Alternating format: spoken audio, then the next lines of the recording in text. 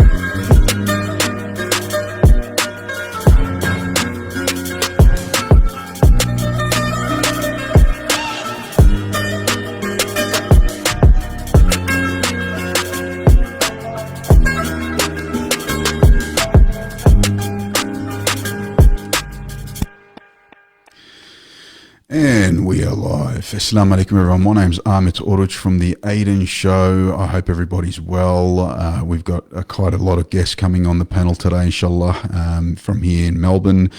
To start off with, we have our speaker on the phone. He's known as Haji Hassan Goss to many, but his short name's Huss. Let's get him on. He's the president of Gold Coast Mosque for over 20 years. He has a logistic company that he also runs. Let's get him on and have a bit of a discussion with him today. Assalamu alaikum, brother Huss. Can you hear me? I can hear you. Wa alaikum assalam wa barakatuh. Hey, Ahmed. How are you? I'm good, buddy. What are you up to? Alhamdulillah. I want to watch the footy tonight. Oh no, am I holding you back from that? Which foot are we talking about? I think we're talking about the real game, the rugby league, mate. Here we go, man. Come on, you call that real? Nothing's more real than the AFL. Nothing more. We're Queenslanders, mate. We're NRL stuff, you know. Yeah, that makes a lot of sense, brother. Look, so I guess you're the president of Gold Coast. You've been there for a very long time now, for over 20 years. You're also an auctioneer. What led you into that? Oh, mashallah, I had an opportunity probably 24 years ago. You know, someone said, "Look, we've got to raise a bit of money," and the person that they had was an old Bosnian fella. And cut a long story short, he didn't turn up. And I said, "Oh man, there was about 200 people there, and he was in a park, and they were raising money for a mosque." Okay. So I said, "Oh, I'll jump up there and give it a go." I've never done this sort of thing before, you know. Wow! So it just came natural then. In a sense, you know, of course you work at it, you know, as you do it for a bit more longer, you know. So alhamdulillah, Allah subhanahu wa ta'ala give me, if you want to call it, some sort of talent to use for the sake of Islam. Well, you've been doing it for a while now. So how much have you guys raised in terms of like, I guess, sadaqa and helping mosques and other places? Look, for myself, you know, I've been doing it for about 24 years.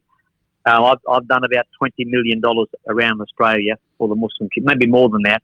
So around about an average of $20 million for building centres, you know, building schools, of course, for disasters around the world, and so on. You know, anywhere there's a fundraiser, they seem to find myself, and you know, I give thanks to Allah for allowing me to be part of it. You know, you know, someone's got to be there, and you know, everyone does their little part, and I do my small part, if you want to call it. You know. Yeah. Definitely. Well, that's not a small part. It sounds like a very big effort that you put into it, and $20 million isn't a small amount. That's a lot of money that I'm sure that a lot of people around the world are benefiting from. So may Allah reward you for that. Well, I can tell you one. I'll give you just a small snippet. There was a function in Brisbane, and it was for the Liberal Party. Okay. Yes, the state government here for the Liberal Party. And that was the time, I'll go back to, when John Howard was the Prime Minister. Oh, okay, back then, yep. Okay. When he brought out the GST. He was that time, there was a lot of bit about Islam, there was a lot of things going about Islam. And he said anyone that comes to Australia, they should speak English. Okay? Mm-hmm. And that was in the middle of that week when he said that. Wow. So anyway, that function was on Friday night in Brisbane in a big restaurant. There was about 220, 230 people. Staunch, I think they were staunch Labor people, actually. They were Labor. Okay. And it was my turn to get up. There only had about 7 items on this night because they were raising money for a candidate. Yep. And so the Muslim organisation organised the function. So I walked up on the stage, grabbed the microphone and turned around and I said, I'll do this one in English tonight. Brought the roof down. Brought the roof down. They loved it. They loved it because they knew what John Howard was saying at that time, Yeah. So, alhamdulillah, I mean, it was a great example that Muslims can do anything. Yeah. And because of my, if you want to call it, real Aussie accent, because they thought, hang on, a bit of a tanned, Arab-looking person gets up on the stage, you're going to have a bit of an accent, and it's going to be all right or something like that, and then we did it. We smashed it out within about 10 minutes. And then when I was walking off the stage, it was this big fella from the Waterside Workers Union stood up, big fella. It's right at the end of at the stage when I walked down. Stood up. I thought he was going to bash me. He grabbed my hand, and you know what he said? Yeah. What? He said, "You've done a bloody good job, mate. I've never seen nothing like it." I said, "Thanks very much, buddy." Yeah. Oh, that's amazing. But that was a good display of Islam that day for the Muslims. That Muslims can do things, Definitely. We're not just people that make dramas, if you want to call it. Definitely. That accent that you're talking about is as Australian as you get. Are you a revert, or you said that you look Arab? No, alhamdulillah. I mean, people think I'm Lebanese, but I'm half Lebanese, if you want to call it, but I'm not. Okay. We're born in Australia. Our family's been on the Gold Coast for over 100 years. 100 years? We're the first Muslim family here, established here back in 1900, actually. 1900. My grandfather came from, Pakistan. He actually, they say he came from Yemen, but from Pakistan. So, yeah. Was he part of those camels? They had the camel riders. I don't know. Very long time in history. No, he wasn't part of it. He wasn't part of the Cameliers, but I think it came out when they had the migration to build Australia. Okay. So Muslims have had a big part in building Australia. Yeah. From the Yugoslav people to the, of course, the Afghanis. Of course, we can't knock that back. A lot of the Turkish, mashallah, brothers. And so on. We should hold our head high in Australia for what we have done to make this a multicultural country. Definitely agreed. Well, look, one of the reasons why I'm also calling you today, we spoke a while ago, and every week it looks like you've got a post that you put up of these blonde-haired, blue-eyed Australians that look like they're coming out from the country into your mosques and accepting Islam, giving the Shahada. And when I asked you, I'm like, what's your secret for, having all these brothers and sisters that are constantly coming in through your mosque and becoming Muslim? You told me it was drinking water. Look, first up, you're watching the same video every week, so I'm putting the same video up. Oh no! Is that what it is? You must be drinking the wrong stuff. Well, look, the last video that you put up, it looked like there was a sister. I think she was a nurse that was with you. Yeah. Can you run us through what happened, what took place on that last video that you posted? Yeah, no, jazakallah for your support there. So look, Allah subhanahu wa ta'ala is the one that gives hidayah. There's no doubt about that. Definitely. But Allah uses individuals, no matter who they are, to spread Islam, to if you want to call it, better the human race by making them Muslim. And Allah subhanahu wa ta'ala is the one that picks them. We do our little part, but of course he does a big part, and there's no doubt about that. Subhanallah, I've been very, very fortunate, But what's your secret? We understand all that, but what's your secret in dealing with these brothers and sisters that are walking in? Like, can you tell us, roughly the story, but say behind that? Quickly, I'll give you an example. For the last sister that just converted this week. Yeah. Look, she called me about, or messaged me actually on my Facebook. I've got about 27,000 people on my Facebook. Okay, and alhamdulillah, she messaged me and she said, "Can I talk to you?" And I said, "Yeah, no problem." And she said, "Can I meet you, at your church?" Meaning the mosque. Yep. And I said, "Why not?" So she made an appointment, and then she broke the appointment because people do get a bit shied away because mosque, all that sort of stuff. Yeah.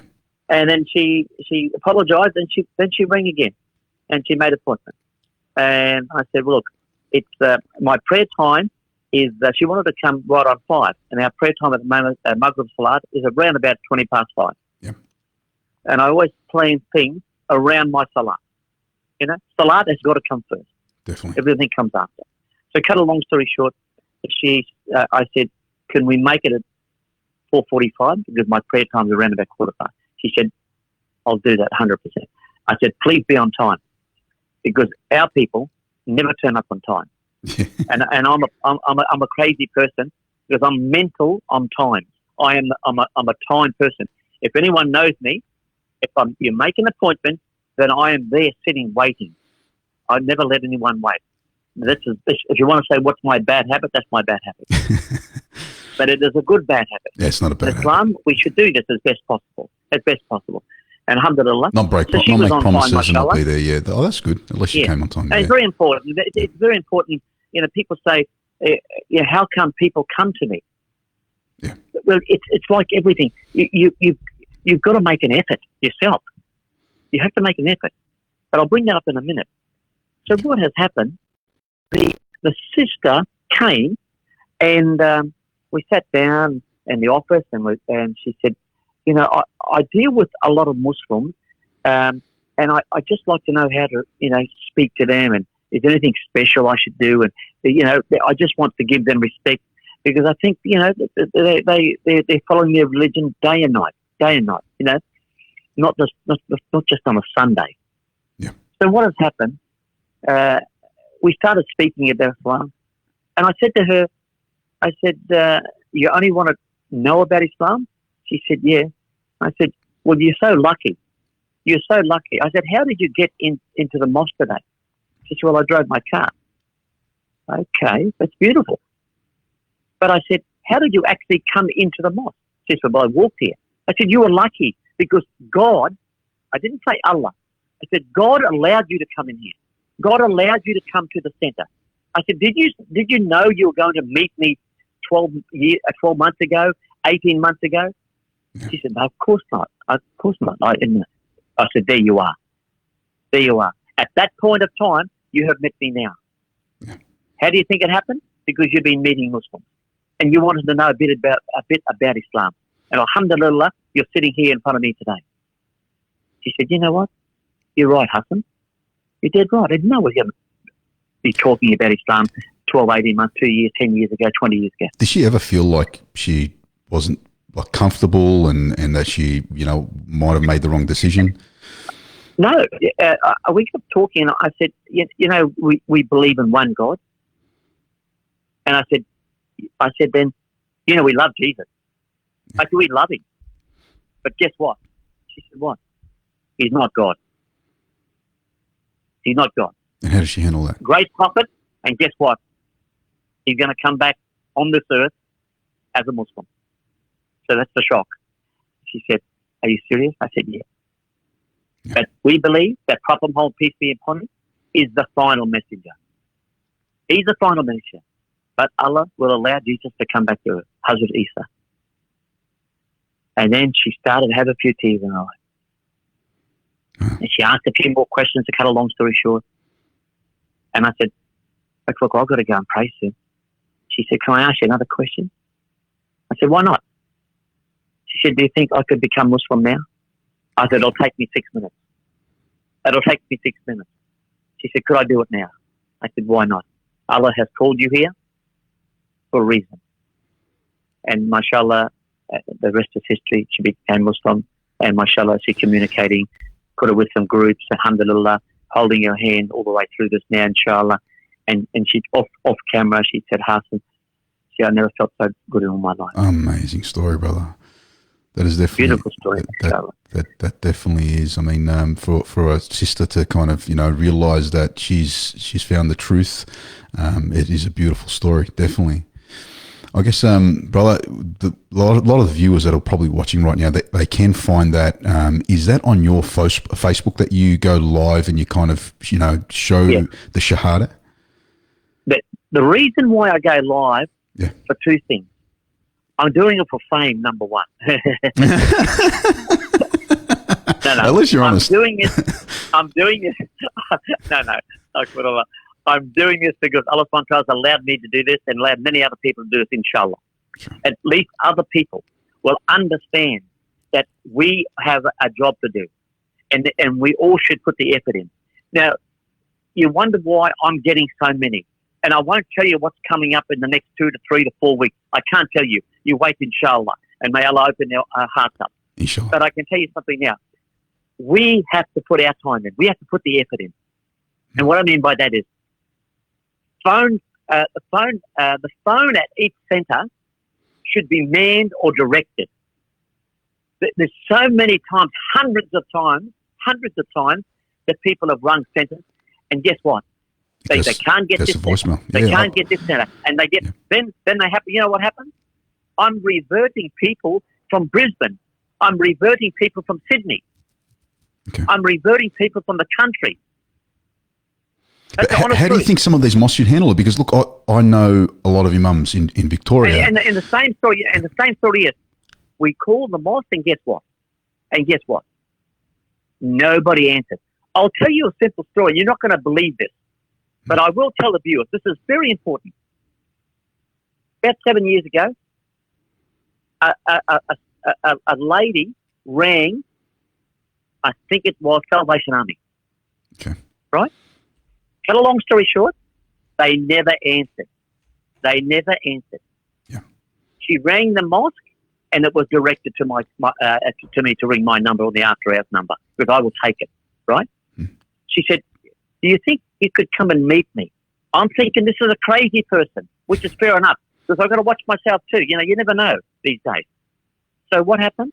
I said, where do you live? She said, I live an hour away. I said, sis, you want me to come there?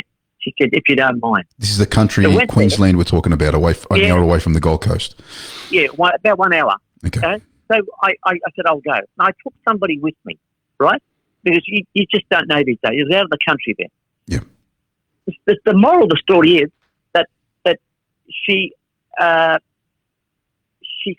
I want to give you 2 houses. I want to give you 2 houses for your church. I said, but you're not Muslim. She said, I know, I don't care. I would just want to give them to you.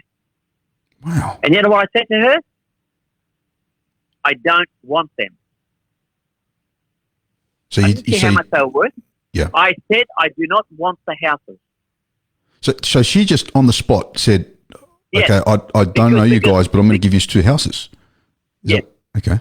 Okay. Anyone else would tell her, this is love. Take another drink and have a sleep. Okay. So anyway, I said I don't want them. She looked at me like I was some crazy person, right? She said, nobody would say that. I said, I'm telling you that. Yeah. I want to tell you the story now, sis. Where did you ring? She said, I rang the mosque. What are we? She said, you're Muslims. That's right. The story is that Allah has guided you to the mosque. I said, Allah has guided you to the mosque. Now what I'm going to do, I want to leave you this little book here. And I want you to read it. And I want you to listen to this CD, which I'm going to put in your CD system now. And I played it. It was the Quran. It was a brother reading Quran. She said, this is beautiful music. beautiful how he's singing it. Recites I said, it. this is our word. This is the words of God. This is our book of our Bible. Yeah. He said, could I keep the CD? I said, why not? It's a present for you from us. Okay? And I said, before you start giving things away, I want you to think. Because you must understand this is your livelihood, this is your property. I've just come as a good brother from the mosque because you asked me to come. Yeah. She said, thank you very much. I left it. We went. And the fellow was with me. He said, are you crazy, huh? I said, I'm not crazy. Yeah. Because I have faith in Allah. So what happened then? She rang me in a week's time. She said, could you come back? I said, why not? She came back. Cut a long story short, I want to drag your program out. She said, could I become Muslim? Wow. She took the Shahada there and then. And that has a lot to do with, as you said, the imams at the mosques answering the phones, answering their mobile phones, and being there for the people. It's people in position to take a responsibility because people need the services no matter what it is of Islamic centers and masjid. Okay? Because some people, I can tell you 1,000 stories, brother. I can tell you 1,000. I've been fortunate enough to work with a community around Australia. I've been fortunate enough. It's too long. I'd be on your program for hours and hours. Yeah. And then I'll just finish that story with that. So what has happened? She said, can you come back next week? So I said, I'll come back next week. And you won't believe what happened. You won't believe what happened. What happened? Her son became Muslim too. Amazing. How old was her son? Her son was 39, 40 years of age. That's amazing, brother. And like her son became Muslim. And you know what I said then? Yeah. If you wish to want to give the houses of the mosque, I would take that now. She said, but why wouldn't you take it later? Because I said, I want you to get the reward from Allah. That's beautiful. Because why? I said, if you give something in Islam and you are Muslim, then Allah subhanahu wa ta'ala will give you all the reward. All the reward. Allah bless you. It'll be in your book of account on the day of judgment, I said, sister, and your son's account. We got the two houses. They were the two houses. They were small houses, and they were. We raised about 200. We sold them. I sold them. Yes. You did the auctioneering. No, I sold them. But tell me why. After about 2 months, 3 months, I sold them. What did you sell them? Because we started building the biggest dawah centre in Australia. Amazing. And that's in the Gold Coast. That's the Gold Coast. Is that the Gold Coast mosque that we're talking about? Okay. Yes. Yeah. Yeah. And alhamdulillah, we are trying to complete it by the end of the year, inshallah. It's a $3.5 million, $4 million building. This is for the new Muslims. This is for the youth. This is for the community, inshallah. Inshallah, that's amazing, brother. Because I do the janazas here. Because I do all the janazas here too. Okay. This is another thing that we as Muslims we have to be very careful. Yeah. When we get the mixed marriage, what do I mean by mixed marriage? That the husband is Muslim and the wife is not, and vice versa. Yeah. Okay. We had an incident about 9 months ago. That the sister rings up and she says, "Oh, my husband's passed away. He's about 60, 80, or he's about 80, something like that." Cut a long story short, she said, "I'm not Muslim." I said, "Okay." I said, "Sister, so what do you want to do?" Well, he wanted to be buried he wanted to have the Muslim funeral. I said, "Okay." So we come to the office, please. She came to the office with her daughter. She said, "All we want you to do is to give him a wash and we will take him." Okay. So where do you want to take him? We want to cremate him. We want to burn him. Wow. And this is a Muslim that has a family members. You're saying that the wife was a Muslim, and he became Muslim, but he put in his will he wanted to be burned. Why? I might have missed that.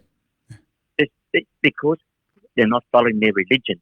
Because he was a revert, and because the reverts, unless you look after them, unless you hold their hand, unless you take care of them, unless they educate in Islam that we get buried and so on and so forth, then they drift back out of it. You understand? They drift back out of their Islam. Well, I understand that, brother. Like, I was fortunate enough to be giving dawah at work when I was doing bricklaying. This is a while ago. I mean, I'm a builder now, but before this, I was a bricklayer. I had my own business. I had my own crew, and I had this, young guy that came from India. He was a Hindu, and then he became an atheist. And I just kept talking to him about religion, about Islam, about Muhammad, about, and setting examples of why we don't steal, why we don't lie, why we be honest. 2 years went past. I was doing this for 2 years, and one day he asked me a question, and bricklaying's a hard job. It's very intense. It's very, the labour of it. You got to constantly lift heavy bricks, and the sun was hitting my face. I'm like, mate, that's enough. I'm like, I've been answering the same questions for years and years. Just, I'm having a bad one. I don't think you even believe. Like, I've been talking to you for this long, and I don't think you even believe in, what I'm telling you. And he's like, how do you know I don't believe? And that's when I stopped everything and turned around to him and said, what do you mean? And he's like, well, I do believe in God. That's why I'm asking you this question. And I'm like, what, you believe that, you believe in Allah? And he's like, yes. I'm like, well, do you believe in Muhammad?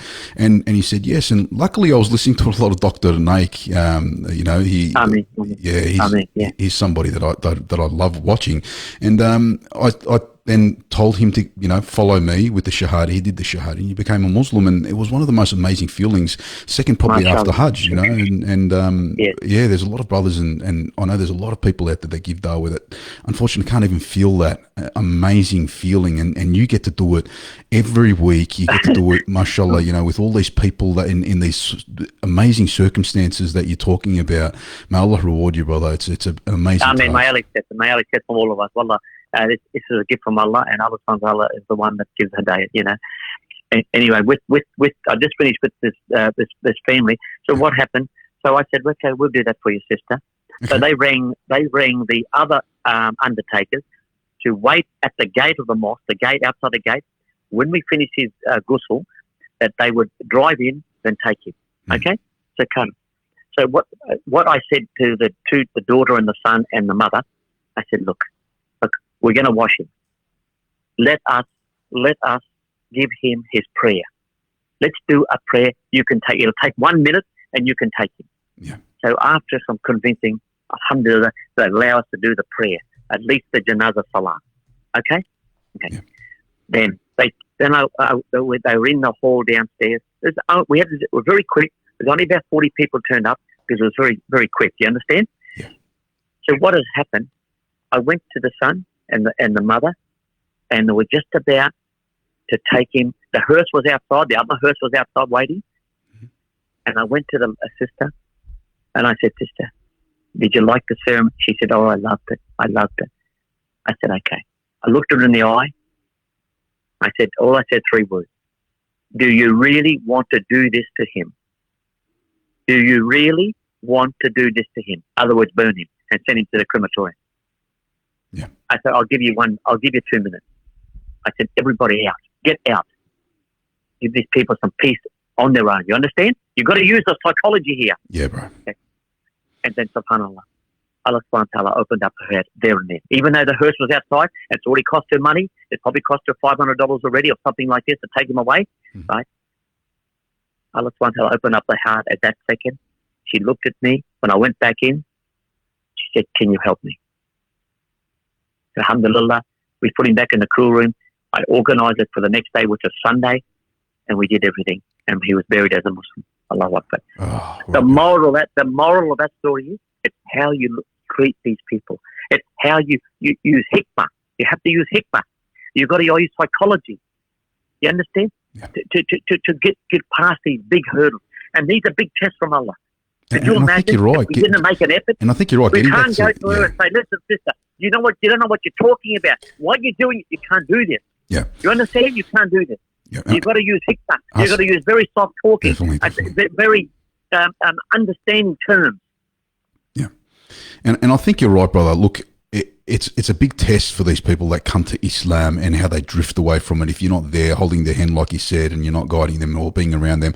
I mean, I hear the numbers. I hear 8 out of 10 of them eventually go back to, move away from Islam, revert back to what they were originally used to. And the reason for that is because they don't have family. They don't have friends. Like they're losing all their friends and family by becoming a Muslim. They go to, for example, Eid's prayer and everyone there's hugging and kissing each other, and these guys are a little left out. How do you guys help these people when they've gone through that, when they've gone through unfortunately the psychological parts of dealing with, loved ones that now don't, they keep their distance from them because they're Muslims? Okay, so what I do, I now I'll put them on a big WhatsApp group, all reverts, so they all have communication within each other for the reason of understanding where they all come from, number one. Yeah. And number two, I teach them by WhatsApp voice message on the basics, what they should be saying, what they should be reading, and so on. Then we have internally in the mosque itself.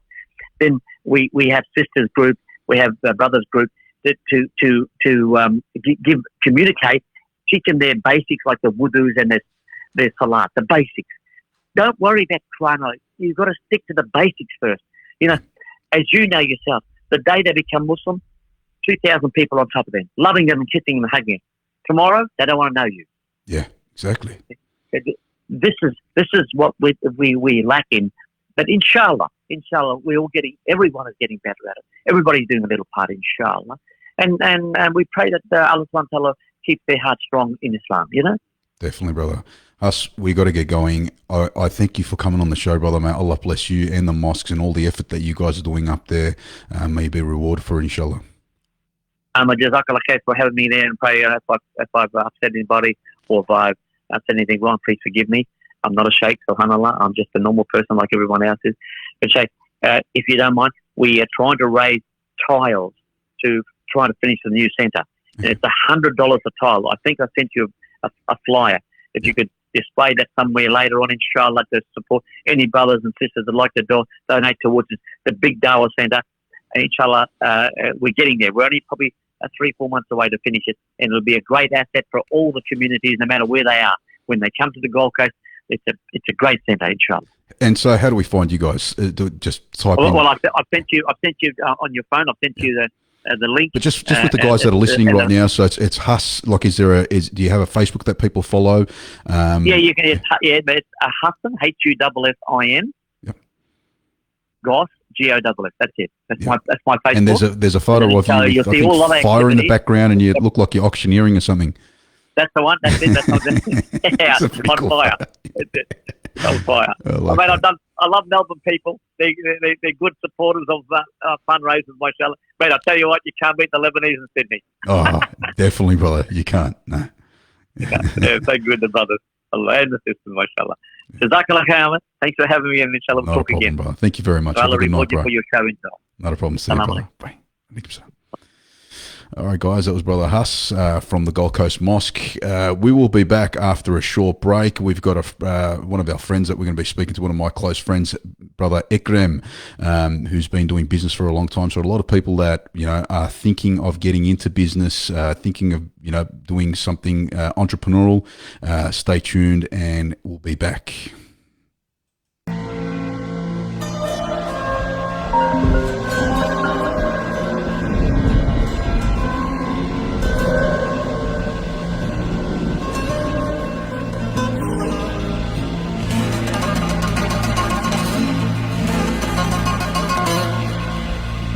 Hello, Billy, can you hear me? Not bad, bro. Not bad. Just went on a break. As soon as you called. We just finished off.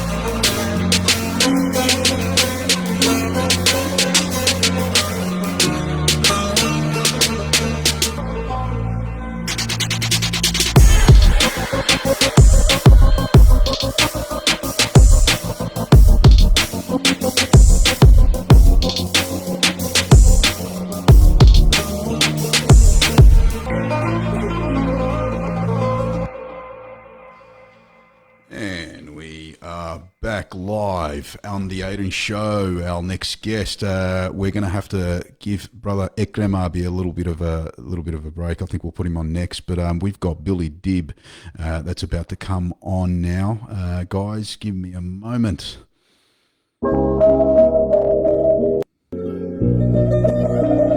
Oops, little malfunction. Here we go. Okay. Brother Billy Dib, you're live on the Aydin Show, brother. How are you? Yeah, good, thanks. How are you, okay? Very good, brother. Very good. Can't complain, man. What have you been up to? Mate, just going with the flow, just like everybody else, living in the circumstance of COVID and just taking each day as it comes. Not much else you can do, I guess. Yeah, I guess not, brother. I guess not. Billy, I'm going to ask you a bit of a silly question, brother. Have you ever Google searched yourself? I have, to be honest. Well, I did a Google search on you, man. And I'll be honest, who wouldn't Google search themselves? I was very impressed, man. I mean, you've had 54 fights, 46 of them you've won, 26 KOs, man, and only 6 losses, brother. That's pretty impressive. And you're also the IBF featherweight champion, man. Yeah, and also on the IBO Super Featherweight World title, man. So, alhamdulillah, it was truly a blessing, and truly so far it's been a great career. Yeah, definitely. Something to be very proud of, Definitely, brother. Definitely. Look, why did you get into boxing? I mean, what kind of led you up to all that? Just briefly. Well, I guess growing up as a young kid, I was one of 5 boys, and basically we grew up, loving the Rocky movies and what have you. And we grew up in an area called England, which was predominantly Australian kids, so we used to get picked on a daily basis.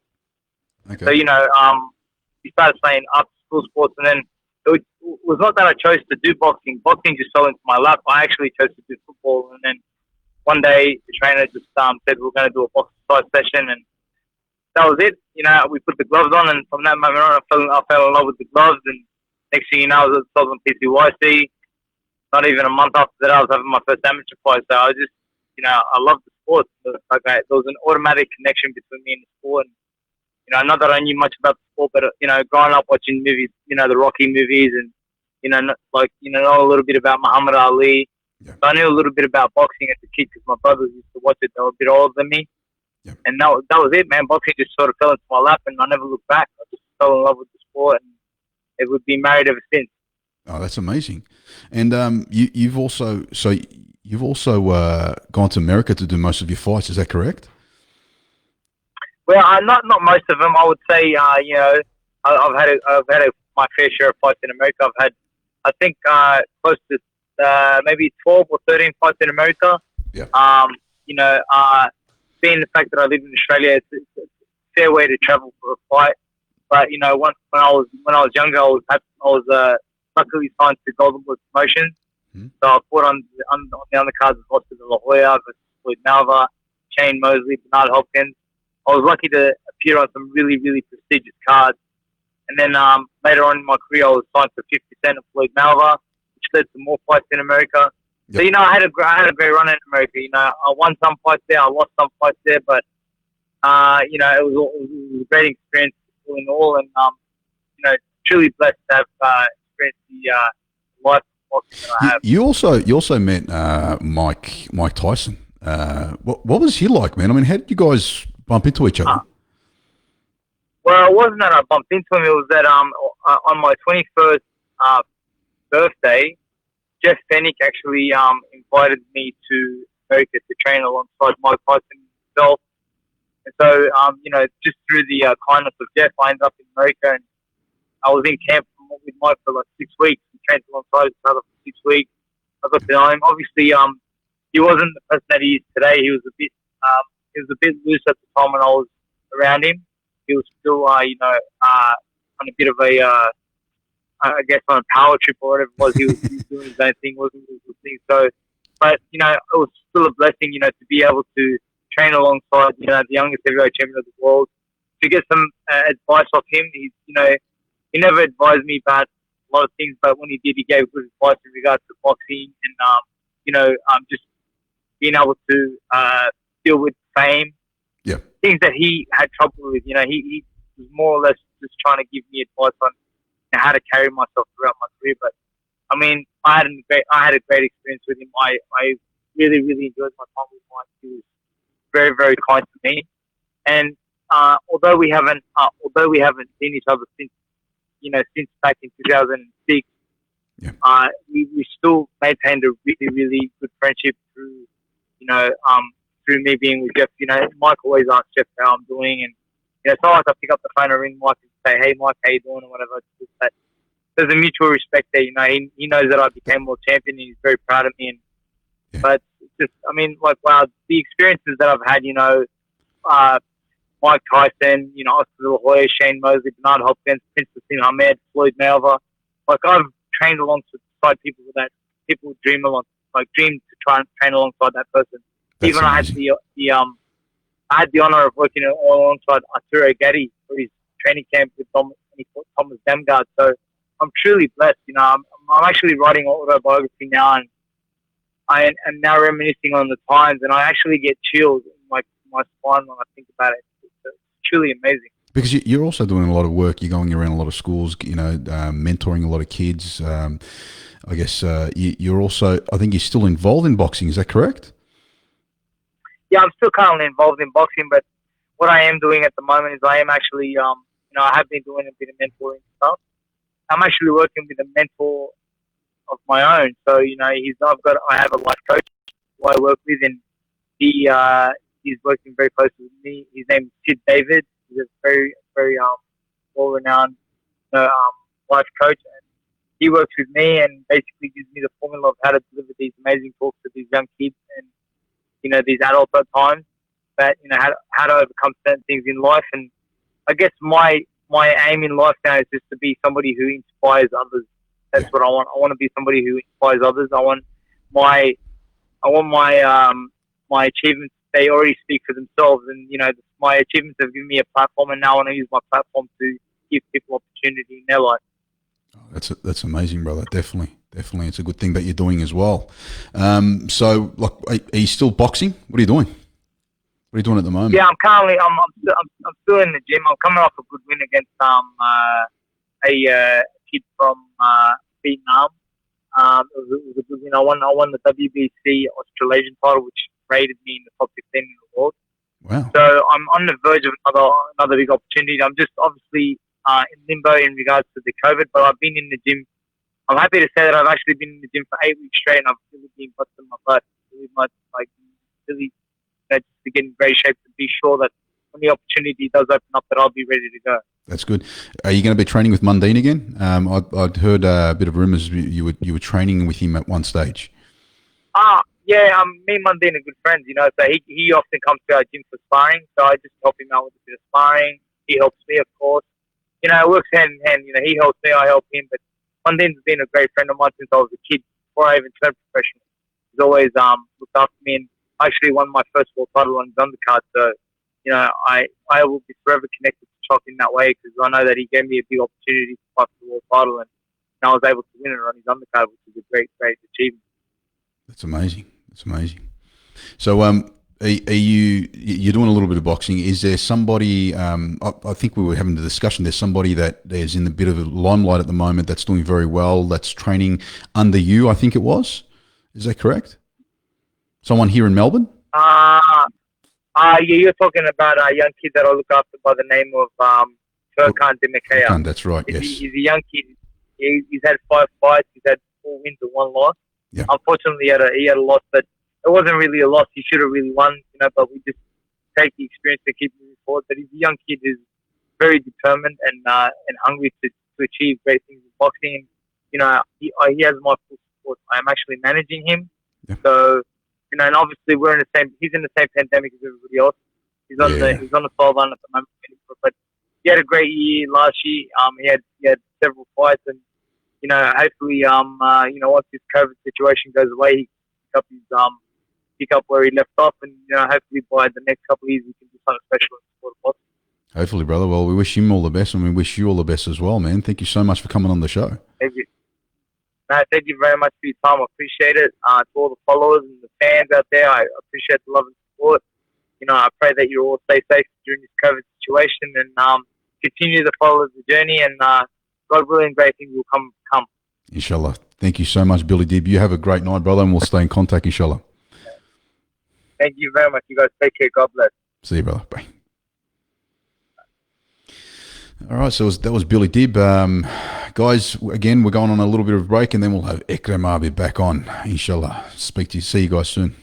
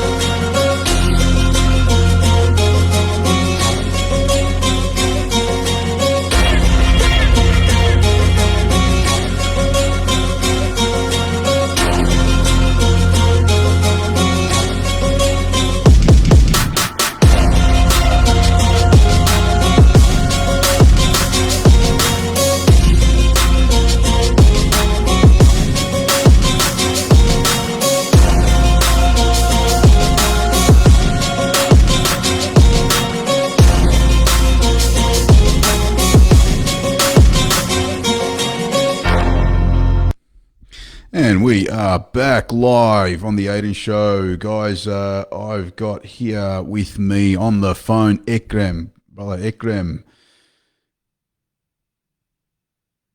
Brother Ekrem, can you hear me? Hello, I can hear you. I think I'm having a little bit of technical issues. I'm getting some messages saying that my microphone isn't connecting too well. So hopefully. Well, it cut out. It cut out just then. So yeah, I heard you on the second run. Okay. But I'm hearing you now. Okay. Are we live? We are live, yeah. Well, Salam alaikum. How are you? Alaikum salam. Welcome to the show. Here we are.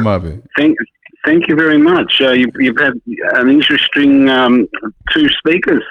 Very enjoyable. Definitely. Well, you're just as enjoyable as they are. I think what we're going to be discussing with you is business, man. You're somebody that's been in... Dollars. That's right. Dollars. That should excite a few listeners. We love talking about all right, dollars. all those entrepreneurs out there. All right, what are you going to hit me up with? Look, you've been in business for about 30 years doing accounting, and you're doing other things at the moment. I guess we live in a society or in a community. I guess we're driving up the road. I see a lot of businesses. A lot of mechanics and a lot of butchers and. We're a community that kind of runs well, I guess, as how can I say this? We're very reliant on each on. Yeah, we're independent and very integrated, yes. Almost like a business hub. You might say. Let's not use the word ghetto, but let's use the word hub. It's a better kind of word. Okay, well, yeah, it's true. The great thing that you pointed out there is that we're a self-reliant people. And what I mean about that is, like, I could virtually drive down Barry Road and I could stop, get my petrol from my brother, move over, go down maybe 200 metres, get my halal meat from my butcher, move another 200 metres and get my hair cut from my brother. And then, of course, not even 200 metres, but like 10 steps into one of the kebab shops there and get my lunch. Yeah, exactly. So yeah, it's we're involved in businesses in all breadths and scopes, right? So it's not just one thing. Obviously, we're known for kebabs and food shops, but that's a small part of what our communities are involved in. I met someone just recently that has a huge screw piling business. And that's an alternative to board piers. Your listeners probably won't know what that is, but it's foundations for buildings, right? And just did this huge sports stadium up here in Craigieburn for the secondary school that's opened up here at the Aston Estate. So you're always meeting people that are, that are actually directors, which means owners of these businesses. Yeah. And I guess you're my quite question, right. I guess my question is, look, I mean, I've come into business. I'm in my 30s now. You've been doing it for a very long time. What's some of the younger viewers that are probably watching today that want to also do something like that, like get into business? What do you say to them? Well, I'm just going to put this statement out there. There's this perception that when I go into business for myself, that it's greener pastures, right? So, the thing is that it may or it may not be. I mean, the stress levels of being in business are incredibly higher than being employed. The responsibilities that you have to yourself and to the resources you've employed, whether that's capital or that's employees that are working for your company, are quite substantive. So, it's not always just about making the money. And this is where someone has to start off and really ask themselves, why do I want to go into business? What do I want to achieve out of going into business? Is it money? Is it money alone? Well, you can get a good paying job, can't you? Yeah. I mean, there are good paying jobs. There are jobs that pay very low wages, and there are jobs that pay like $200,000-$300,000 per annum. And believe it or not, we have this idea that, you might accidentally walk in at 5 or 6 p.m. into a chemist or a news agency, and you see the owner there. He's got these $100, $50 bills, and he's counting that, and you're saying, "Oh, this guy's rolling in it." Yeah. But you don't take into consideration his rent. You don't take into consideration, the debt he owes on the stock on the shelves. You understand? So all of those things. And what someone that wants to go into business has to do is educate themselves. But having said that, I encourage anybody and everybody to go into business and to be self-reliant. Now, I think one of the most important ones is your mindset as well. To be able to do something, while in a way where you're trying to take a leap into that direction of being an entrepreneur or a businessman, you have to really change what's in your mind. You have to really, get away from all that negativity, especially if you've got dreams and goals and places you want to head to, and you've got negative people around. It could be a family member, or it could be your mother or father or somebody that's telling you, no, you can't do it. You got to kind of push away from that. I believe you've got to. Because you will have a lot of people, Ekrem, that'll say, no, you can't do it. You'll have a lot of jealous people. You have a lot of people that'll also be comfortable where they are and wouldn't want you to kind of succeed them. I'm talking about some friends that might feel that way. You know what I mean? So it's tough. Unfortunately, Look, unfortunately, jealousy is going to be there in all aspects of our life, and business is one of them. But in your own personal life, there's going to be people that don't wish well for you, and they'll be smiling at you. So, let's surround ourselves with people that do genuinely like us, and let's have friends that genuinely care about us. And it comes down to the same thing about business. So let's surround ourselves with people who I'd like to say are experts or can assist you in building a winning team, because that's where it starts. But the first thing is the idea. The idea being, why do I want to go into business? Now it's going to be it can be many things for many people.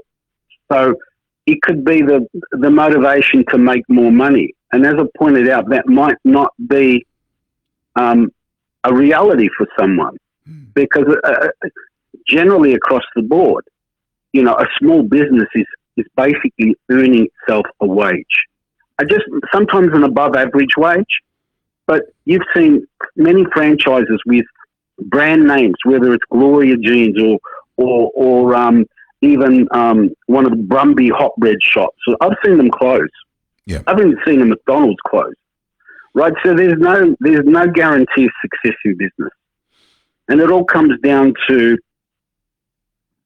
the individual, and then, everyone's rizq is written. Because in my time in public accounting services, I used to have customers, really genuine people, hard-working people, smart people that would go into business and do all the right things and never be able to make that $1 million.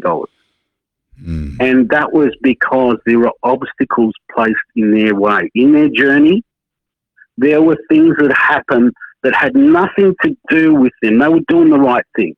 Yeah. And other things happened that set them off. And I'll give you an example. There was one person that invested substantially in some units, some townhouses that were being built, and the builder ran off with the funds and somehow got a staged payment from the bank. All right. Now, that person got left with the debt and had to fight a legal case. It hurt, right? So he's doing the right thing. That was in a prime location, in a prime area. Had that project gone to completion, would have made a lot of money. So he's gone into business to make money. The plan is okay. An event happened, derailed his project. He lost money. Yeah. Okay, that's just an example. All right, and then I saw what I saw in public practice was I saw hopeless.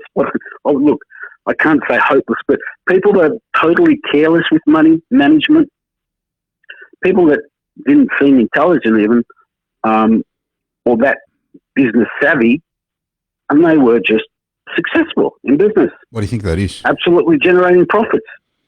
I just say it's rizq. Okay, that's just coming. That's coming, and someone else has a block. It's being blocked from them, and it is what it is. But that doesn't discourage us in any way. I've gone into multiple different types of businesses. My first business failed. But we learn a lot from that, don't we? Like it depends on how you see. Like some guys out there that would go into business, fail, say, okay, I tried, it didn't work. But if you can look at, hey, I made a mistake, and that's something that it costed me money, but it's worth that cost because I've now learned something that I could take away from this into the next venture and try to grow something again. They should be fine. Yeah, exactly. And so what it is it's a lack of experience. Yes. And the motivation's there, but the experience isn't there. And so that's where the problems start, and they basically make a mess of it. Do you think it's important when you don't have that experience to find a mentor that does, someone that's already gone through it for 10, 20, 30 years, someone like yourself that's gone through, business that's failed, as you said, with the first business, that's done very successful with the second one, and the rest of the businesses that you've been involved in, to come to someone like yourself or someone out there that's in a similar field like the field you want to be in, and ask them the question, what are some of the things that you've done wrong so I don't do those mistakes? Absolutely. So you've got to surround yourself with industry experts. Okay, that's what it is. So you come up with an idea. What do you do then? All right. Do you rush? You sell your house. Say you want to open a cafe. All right. Do you sell your house? You've got this idea that you just want to have a really trendy little nice cafe. So you sell your house. You go and sign a lease. You gut the property of someone else, the commercial shop that someone else owns. You pour $250,000 in there. You find that you've only got $20,000 change left. You start employing people. You open the doors. You've done your advertising, and you sell 10 coffees. Yeah. And then you have a chef in there, and then you sell 2 meals. And you go this way for about 2 months, and you find out you're broke. All right. Now, what's gone wrong? He just didn't have the management experience, and he didn't have the money marketing, sales. There's either. so much involved. There's so much involved that you need to learn. Absolutely. And Absolutely. you can be overwhelmed when you go into business with all that, especially if you've invested so much money that, okay, hold on, I don't know where to start. I need to get this professional. He costs money. I need to get a manager. He costs money. I need to get a salesperson. He costs money. I need a marketer, someone to make a website. That all costs money. And you realize that, okay, I'm in a bit of trouble now, and location, obviously, in cafes and stuff like that's very important. Especially experience with making a coffee. I mean, me and you love our coffee. We won't just go anywhere. Oh, to have one. Definitely. Yeah, it's got to definitely be someone that knows how to froth that milk well, so. Yeah. Well, look, the thing is that if you like a cafe, if you like the cafe environment, if that's what you want to do, you don't go into business. You go and work in a cafe. You work in a cafe for a very long time, and you get to know the cafe and the food business. You get to work. You get to clean. It's not like I'm a barista and I make beautiful coffees. That's nice. Now, go and clean the toilet. Go and order the cleaning material.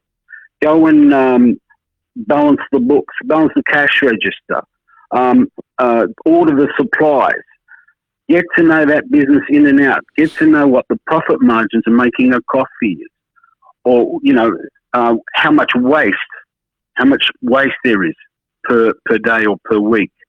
Have a look at the fundamental things, right, such as is my business providing customer service? Because, at the end of the day, taking experience aside, there's a few facts that have to happen. One is, where's your business located? Okay? Yeah. Second, do you have the right product? And do you have the right customer service? So if we're talking cafes, for instance, I mean, you could get the best sign writer out there. You can fit it out with the best, tables and chairs and artwork and all of that stuff, and your food's terrible. What's going to happen? All right, reverse that. Your food is fantastic, the decor is fantastic, and your staff are rude. What's going to happen? Yeah, there goes. So you see, all of these things have to be managed. Yeah. And what happens is the owners get complacent. Yeah, and leadership's very important part of that. So if you can't, if you just boss people around, that's no leadership. You need to set example. You need to show people how to deal with customers, how to come early to work, and how to work hard, and how to clean, and all the rest of that sort of stuff. If you're up in, you're a believer, brother. You're a believer. So that's where it is. Okay, it's believing, motivating, leading, and having building a winning team. Definitely. All right, and that has to come from the top, and people have to respect you. Yeah. And if they don't respect you, they're not going to do the right thing by you or your business, right? So you really have to start building the winning team, and then you have to get the other things right, such as location and the product. And some things that can help, one of which that helped me a lot was books. I read a lot of books and, motivation books on business, books on how to, grow money, books on how to have a winning mindset. Yeah. And that helped me. Like I remember when I started reading all these books, I was just getting into bricklaying. This is a while ago. I'm a builder now, but previously I was a bricklayer, and when I first got into that, I worked very hard, and the industry is a mess. I mean, you go from one bricklayer and you ask him to teach you to another. And I even had family that, I was turning to saying that, look, you've been doing bricklaying a long time, teach me how to do it. And I was thrown in front of the mixer, and I'm like, this isn't going to work for me. So I had to constantly move around as fast as I could from one business to another, trying to find someone that could teach me as much as possible. And then I realized, okay, I start buying my equipment. You see, the great thing about trade, especially for the young guys that are out there that have been doing it, for say a few years, you can buy your equipment, and then when you're ready, you can go out on your own, employ someone that's in their 30s or 40s with that experience, pay them a little bit more, and get them there to kind of teach you how it's done. It's risky. It's very risky. Well, it was extremely risky on my part. Yep. But at the same time, because I've read all those books, because I spoke to a lot of people, because I found these people that were successful and entrepreneurial minded, that then helped me to be determined that, hey, I'm going to take this risk. I'm going to learn from it. I'm going to do whatever I can to succeed in it. And I did. I employed someone that was in their 40s. He taught me exactly what to do. He was expensive. I think it was costing me $400 a day as a brickie. Wow.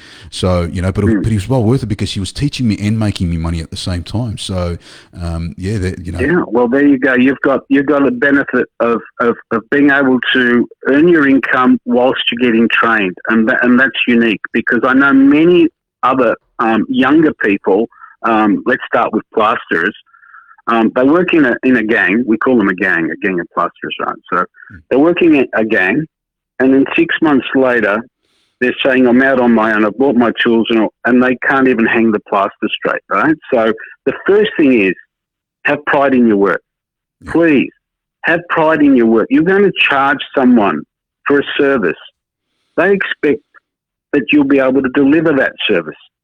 And this is where all those shoddy type of trades come into play because they're not what we call an ustaz or a usta, right? Yeah. You really should be an usta if you are going into business for yourself. You should earn that right? And this is the importance of, proper apprenticeships. And as you know, because you're in the building trade, that the trades have to be licensed soon.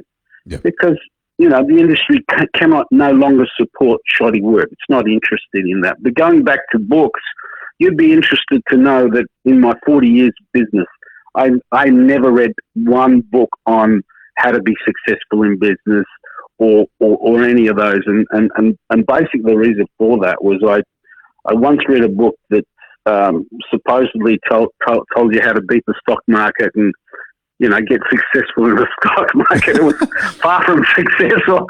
So I'll never read a book again. Hopefully it wasn't a bestseller where millions and millions look, the great thing about business is it's like climbing a hill and sliding down and climbing the hill and sliding down and you end up getting to retirement age and that's when you want to be sure that you've at least succeeded in being able to have a comfortable retirement.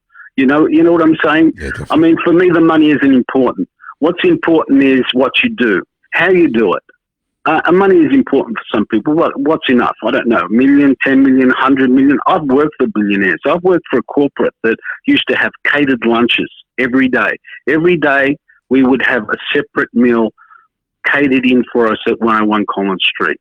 We're on the top floor. A billionaire. And I've worked for other institutions. And I decided I didn't want to work for someone else, and I wanted to be able to be my own boss.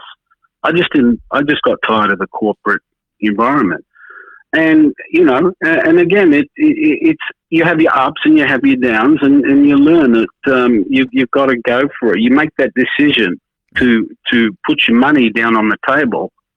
You want to be sure that you'll be able to succeed. So, you come up with an idea for the younger people that are thinking, in a few years or right now, maybe I want to go into business for myself. You've got to know what you want to do.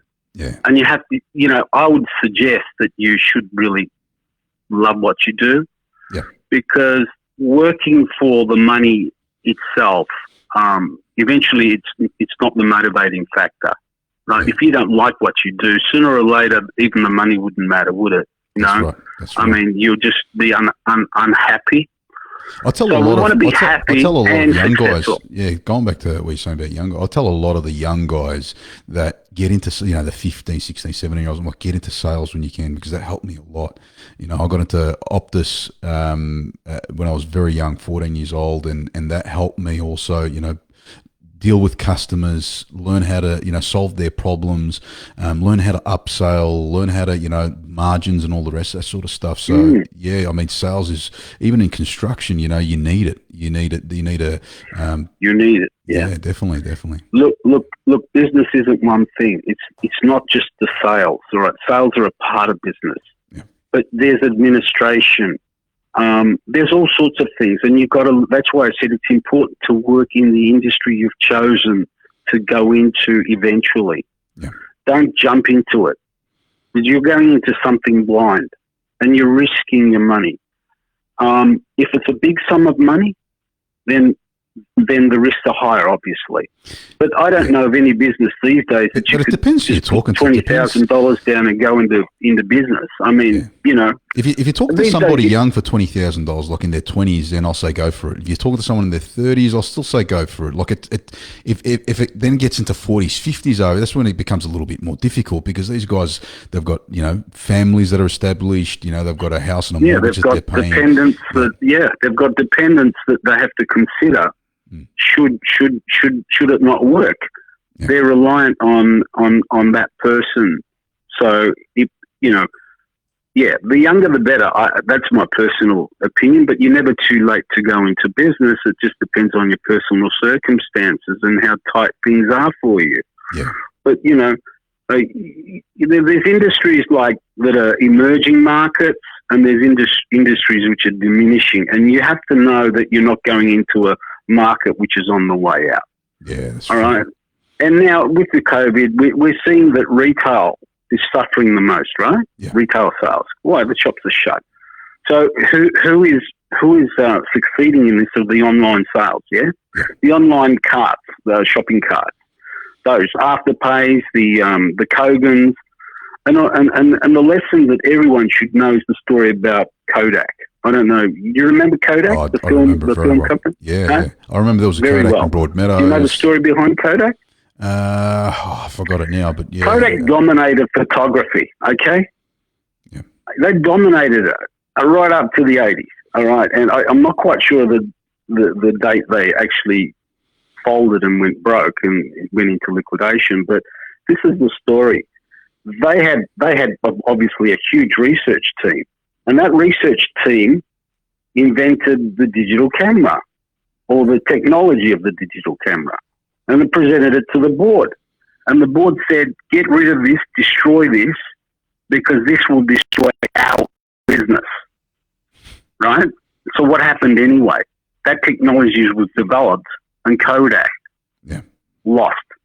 So instead of embracing what's new and taking it on, they pushed that away, thinking that the world continue as it is. The world is emerging.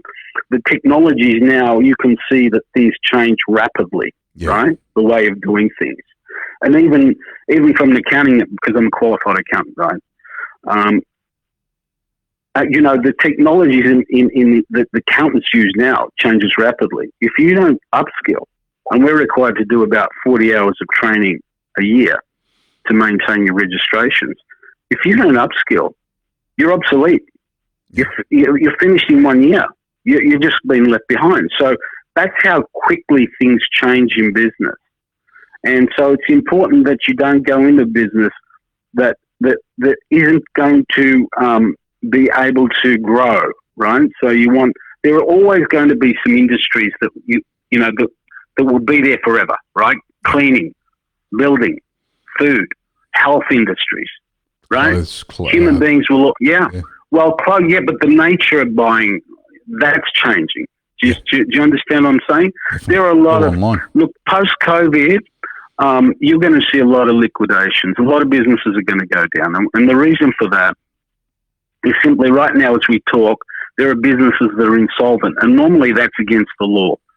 ASIC would wind those businesses up, but they're being allowed to trade because of the pandemic, right? So what's going to happen in a year or two is the liquidators are going to be very busy. And you're going to see a whole heap of retail shops, for instance, vacant for lease. And you're going to see aged care homes for sale, childcare centres for sale, restaurants that will close. I think that one of the hardest hit places is going to be Sydney Road. I was driving there the other day and I saw all these shops close, and here in Victoria, our restrictions are a little bit stronger than the rest of the country, so they're getting hit really hard. Look, it's early days now. We just don't realise the effect that this is going to have on our city and on our businesses. Yeah. And we should be prepared for that. So now's not a time for your listeners to sort of be spending everything they've got, shopping and whatever. Now's the time to sort of save a bit, and just sit back and have a buffer there for because job security isn't even guaranteed, is it? I mean, the real unemployment rate is substantially higher, but it's being masked by the fact that the government's come up with this idea of JobKeeper instead of calling it New Start, right? And doesn't count them in the unemployment figures. It just makes them look good. Exactly. But the fact is, post job seeker or job keeper, what's going to be the situation? Well, we're looking at 400,000 jobs lost in Victoria since stage 4 restrictions.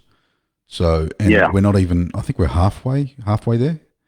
It's a 6-week restriction. So, we're looking at a lot more jobs, possibly 1 million jobs. And the real estate market's getting hit really bad as well. I mean, once the real estate market goes down, because I've got a few friends. I've got Omar that's in Craigieburn at Barry Plant, Morsi, Omar Morsi. And I was talking to him the other day, and, he even believes, like, if this keeps going, because the only way they can sell is online through photos and videos, people aren't going to buy that way. People aren't excited to go auction in that sense. It's looking very grim. Well, we don't know what's going to happen, and we don't know when we'll see the end of this, but let's just presume that we have lockdowns or shutdowns and there's a vaccine and it's all over. When the smoke clears, it's going to be a different world. I'm talking about business, I'm talking about business. It's going to be different. But look, people will still need homes. You're in the construction industry and so am I. People are still going to need homes. And what your agent's going through, it's a temporary thing. Those online auctions and online sales, and yes, the market's, suppressed right now. Yeah. But will there be a rebound? We don't know because of factors such as immigration. Our country, it basically, the construction of new homes is based on how many people come into the country, right? The top end of the market was based on the rich Chinese or the rich, foreign investors being able to buy up in the prime suburbs. But for our northern suburbs, you feel sort of like... If we have another wave of restrictions, then we're in a lot of trouble with the real estate. Even if these immigrants come in, it won't make any difference at all because you'll have millions out of jobs. The immigrants aren't going to come in, though. The immigrants are not coming in. That's already established. Yeah, so they won't be coming in for at least a year. Yeah. So we've got the future problem. Yeah. But are we going to crash? That's really what you're saying. It's like, is it going to be a hard landing? Is it going to be a soft landing? How hard is it going to hit? It's going to hit sectors of the economy. So what you're going to do is you're going to have a realignment of the type of work that's being done and how the work is being done. And for one, like people that lose their job, if they're entrepreneurial by nature, they'll get an ABN and they'll do maybe what they did. If they were a driver, they'll grab a car, a truck, and they'll find work. Tunjay Yelshan saying buy Bitcoin. What do you think of that? Bitcoin, look, anything I say is my personal opinion, and you really, it's not financial advice. Your money, you need to get proper financial advice. So this is just a general conversation we're having. Now you're going to ask me what my personal opinion of cryptocurrency is. Yeah. Stay away from it. All right? That's a good answer. Yeah, that's all I've got to say. Yeah. Because it's not real, it's not tangible, it's a manipulated industry, So I like to touch, right? I like to touch, and that's why they say safe. Houses are safe, bricks and mortar, right? Yeah, definitely. It's something you can. Land. You say, there's my money. My money's here in this building, and you can have an external event such as COVID or something else that can make that value drop. But generally, while the world's spinning around you, your money's safe, isn't it? I think and Australia doesn't have. Hey, no, go ahead. Australia doesn't have great investment opportunities, right? What do you got? You've got the stock market, you've got property, and that's about it, really. Yeah. Right. What is there? Is there something else you want to tell me that I don't know? don't know where to put the money. Right? It's basically property of the stock market. I think the big all one's going to business, be all business, of course. That's what we're talking about. All business. If we're looking at shares, I think pharmaceuticals are going to be making a lot of money through this whole please thing. don't go there. Don't say anything. You might influence someone there, and they could buy a stock tomorrow and lose everything. So don't please put a disclaimer on it. At least my personal opinion is that pharmaceuticals will go up. Generally, there's nothing but speculation for us to say it's this or it's that. And my experience in the stock market is it's pretty much loaded. The big boys know how to take the small people's money, and I haven't seen one person in my 30 odd years of public practice that's become a successful, wealthy individual from investing in the stock market. Okay? I kind of agree. I wouldn't put my money in the stock market. What I mentioned before about the pharmaceuticals is, well, we're waiting for a vaccine from this whole COVID thing. Yeah, I mean, wouldn't everyone be getting injection when this thing comes out? Like, don't you think they will? You have to pick. You have to pick out of all of the pharmaceutical stocks the one that's going to come up with the vaccine. Yeah. Look, for instance, the number. How about the one companies, Bill Gates? How about the ones Bill Gates owns? I don't look. I don't know that. Right. All I know is I was following stocks that there was a particular product that came out that was supposed to be a wonder drug for weight loss. Okay. So the weight loss industry is huge. You want to make money. You tell people, you show someone how they can lose 20 kilos in 4 weeks. You make a bomb. Okay, but many pharmaceutical companies, because people want to do it the easy way. You tell them no, eat in moderation, exercise, and it's like, how long will that take? 6 months. Oh no, can't do that. Have you got some pills? Yeah. Right. So it's a quick fix. That's our society anyway. I was following stocks that were delving into this, and I watched them go up on a press release. So we are working on a drug, and we've tested it, and it's in this stage, and it seems to be working. Bang, stock goes up. Yeah. You find out the product's a dud. Stock crashes. Who made the money? Those people already know the stock is a dud, and they would have sold it at a high price, and that's how you lose your money, and someone else gets wealthy.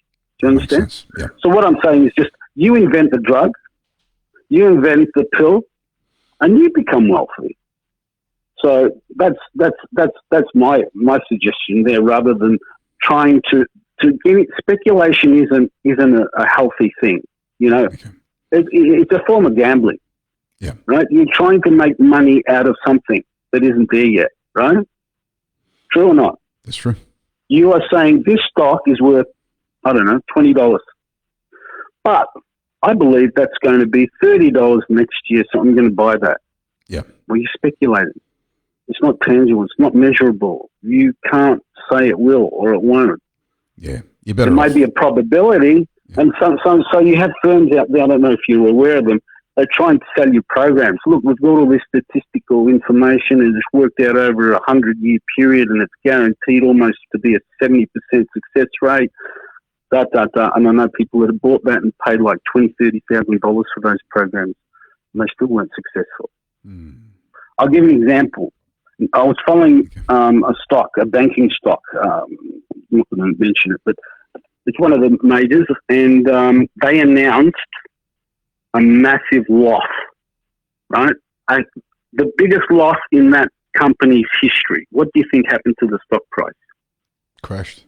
It went up.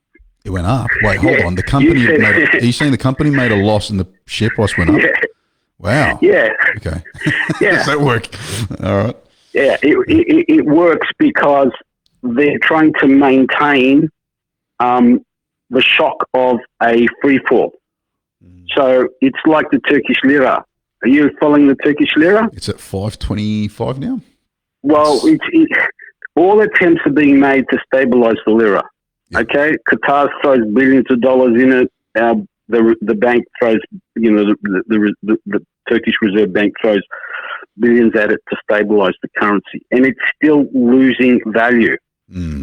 So what I'm saying is there are other players out there that basically manipulate prices and products. Yeah. But that's not why I'm actually here. You asked me to talk about small business, and we're getting into some of the big stuff. Yeah. But I encourage every one of your listeners that wants to go into business, do it. It's great. I can go out, I can meet my friends and have a coffee, but then when I work, I can work till 1 a.m. in the morning. Yeah. I used to work 7 days a week, and I used to work 12-hour days. Wow. It's not easy. Yeah. But if you want to, do it. Just know the industry you're going to go into. Learn it. Just learn it properly and go into the business when you are satisfied that you know it very well. Do not go into it while you're still guessing. You do not guess. You go into it when you're ready to go into it, when you know you can run it hands down. That's very good. And when you're an expert. Very good. That's my. But pick what you like. There's various resources online as well for people. Like there's Victorian government website called Small Business. There are grants. I mean, if you're clever enough to sort of invent something, yeah, or provide a service or a product that can help Australian industry, the government will fund that. Wow. So there are things online. As far as your tax obligations, the ATO has a website on people starting out in business for the first time. Consumer Affairs does. If you're going to the food business, go through the health website. Just look into it. See a person. Look, don't also be fooled that I'll go to my local accountant, because accountants generally they're tax agents and they lodge tax returns and GST returns, etc.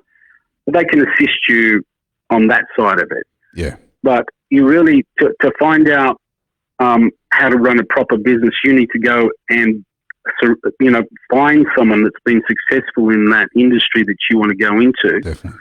And like you said, leech onto them. Yeah. Leech onto them, stay with them. There's a lot of people out there. Like, I mean, in our community, we will look left and right. Lebanese brothers, our Turkish brothers, people that have been doing business for a very long time. Because they've seen it. Now they're in a comfortable state, and they look at the young guys that remind them of them when they were hungry and young. They love helping. And that's what a successful business person does. Yeah. He does well, and he teaches. It's a sunnat as well, isn't it? You learn something and you pass it on. You don't just hold on to it. Absolutely. Yeah. And the great thing about the successful merchant is that he can afford to be generous. Definitely. So the Prophet ﷺ, he said that there were very few merchants in Jannah, right? And you wonder why that is. Are they worshipping Allah? Or are they worshipping the money? And are they selling the products that are fair? Are they always fair? Do you understand? So, like, you have an amana on people. You've got to supply, the goods. They're paying for it. You've got to give them the good quality goods. When there's difficult times like this, you need to be fair with your prices. You need to, understand what's happening around you, not be greedy. All that's very important, definitely. Absolutely, because it's about people, isn't it? At the end of the day, it is. Anyone out there, I just recommend that you find someone that's an expert, that's successful in that type of business, who can forget the crazy John Rahmetli John Ilhan. What a man! Top of the telecommunications. Yeah. Started out in a small little mobile phone shop in Sydney Road, I think it was. I think we do remember that. I think it was Brunswick. Was it Brunswick or was it? Yeah, I think it was Brunswick. Like it was a nobody. It was just a walk-in shop. For God's sake, it was just one of our little local shops. Yeah. Yeah. And from that to a large corporation. So anything. But the struggles he had on his way. I've read up a little bit on him. I might be wrong, but from what I've read, he had a partner. The partner took money on top of the business. I think it was about $60,000, which nearly left him broke. At that same time, his wife left him. At that same time, his brother Allah Rahmat passed away. He, that all took place all in one hit. And for him to, slowly pay the debt off, deal with obviously a divorce and his brother passing away, and then gain that money and put majority of it back into advertising. That's what he did. He put majority of the money that he made from that little shop into advertising and grew himself. And so I think there's a great lesson there. Yeah. Didn't he have it all right though? Okay, so he had a jingo, or lingo, whatever you call it, that crazy John thing. He had that. He's selling a service that people want, which are mobile phones. Yeah. He's doing the right advertising. He's able to supply the product and the plans, the phone plans. So he's able to do everything right, and he's able to do it with a smile. Why wouldn't you buy off him? Definitely. That's just success. Right? Yeah. He's someone you should read his book. And mate, and thank you. I should read his book. Has he got a book? He's got an autobiography, has he? I don't know. I wasn't aware of that. No. Oh, you said you read? No. I read up on him. It was just on Google. The information I could find on him, and No, well, I wish someone did write a book on him. Yeah, the reporters that I think it'll be great if they did. Definitely, I agree 100% because he's something that that a lot of the kids that they can look up to, or even us. We can read about him and his success and how he did it and his life, and it'll influence us definitely. Yeah, look, there's some things that don't change regardless of time and place. So you can learn off someone that lived in the 1920s, 1940s, 1960s, 2000, because it's a human story. Yeah. And that's what you're looking for. Only the products change. Only what's around you changes. The way we push buttons, the technology. That's what changes. Yeah. But the human is a human. And that's a great thing. So yes, you can learn off people. That's fantastic. Yeah, that's great. Thank you. Thank you so much for coming on the show. I appreciate your time, and hopefully we will definitely have more of a discussion in the future. Thank you so much. You have a good night and enjoy the rest of the show. Who's on after me? I think after you, we've got. Let's have a look. We've got Coskun Unal from the Sadaqa Welfare. All right. Well, I'll just open my Facebook and listen to that. Thank you, and good night. See ya. Not a problem. Good night, see ya. Bye. That was Ekrem from a very respected brother that we have that's been in business for a very long time. We had a very great discussion. Guys, we're going to be on a break. I'll be back in about 3 minutes.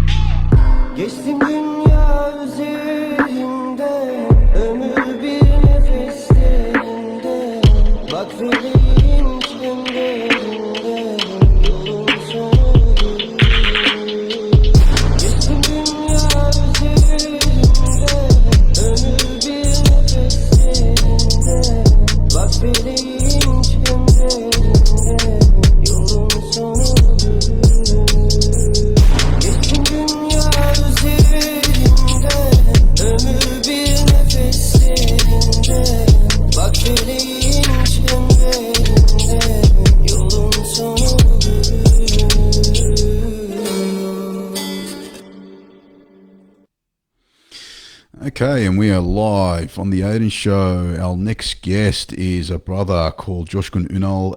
They are working at Sadaqa Welfare. Let's put him on the phone. Brother Coskun, can you hear us?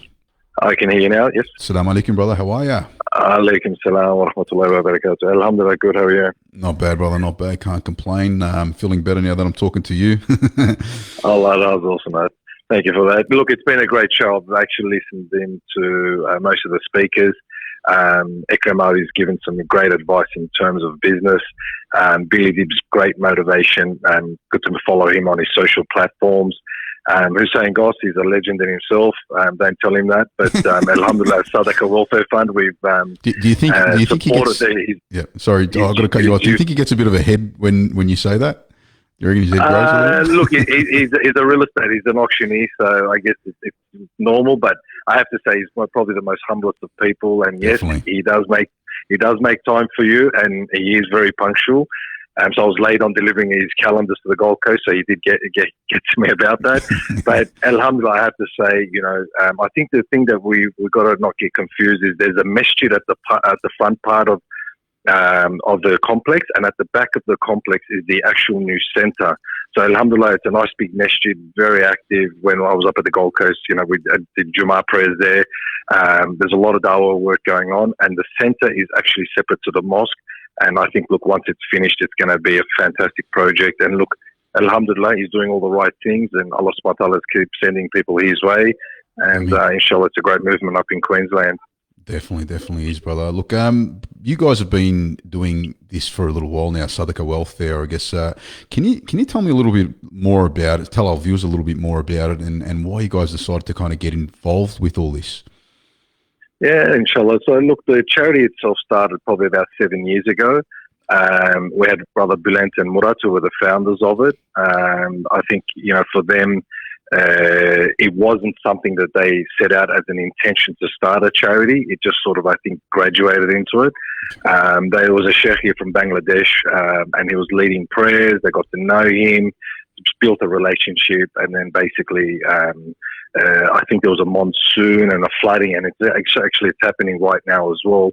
And he called and said, "We need assistance. Can you help?" Some messages went out. For me, I was not part of that process. I was actually one of the people that got the message and said, "Look, I'm happy to give you a couple of $100, donate, no problems. You guys do the things." And it wasn't until probably about 12 months later that it got to a stage where people were entrusting and giving a little bit more money. And then they had to make the trip to Bangladesh. And right at that stage, Bülent, who's also my brother, said, "Look, we're about to have our first baby, and it's due any day. Can you go on the trip instead of me?" Yeah. And I said to him, "Look, I've told you from day one, don't get me involved. You want my money, I'll give you money, but don't get me involved in this sort of stuff."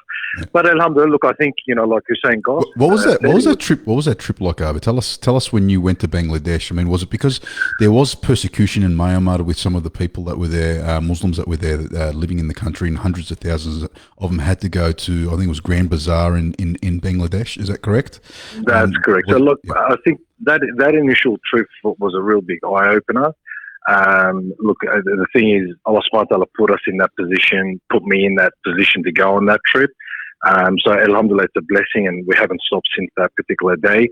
But that initial trip was a real eye opener, because what I realized is that while we're in technology, we're sending things to Mars, and we're going at 100 miles an hour in our busy lifestyles, people in Bangladesh had never seen a white man before. So people were coming just to see the white man. People were coming and touching our hands and our arms, and they were in shock. And and then they hadn't seen TV. They hadn't left their villages. Very isolated communities. And subhanAllah, when I came back home and I was explaining this to Mum, I was saying, Anne, we saw this and this and this, and she would say, "You know what? This is how Turkey was 70, 80 years ago. We had this very basic village lifestyle." Yeah. I said, "Yeah, but I said, you had that 70 years ago, but I said, they're having this in, 2013 or 14. I said, they're having this in a time and they're living like that now." And I said, it's actually very upsetting because, if you're having a baby, they're either, they can't look after them, like in the slums, they'd leave the babies, or they would put them into a madrasa, no mother, no father, they'd be living in the madrasa, they get to teenage age, and then they have to get out and defend for themselves.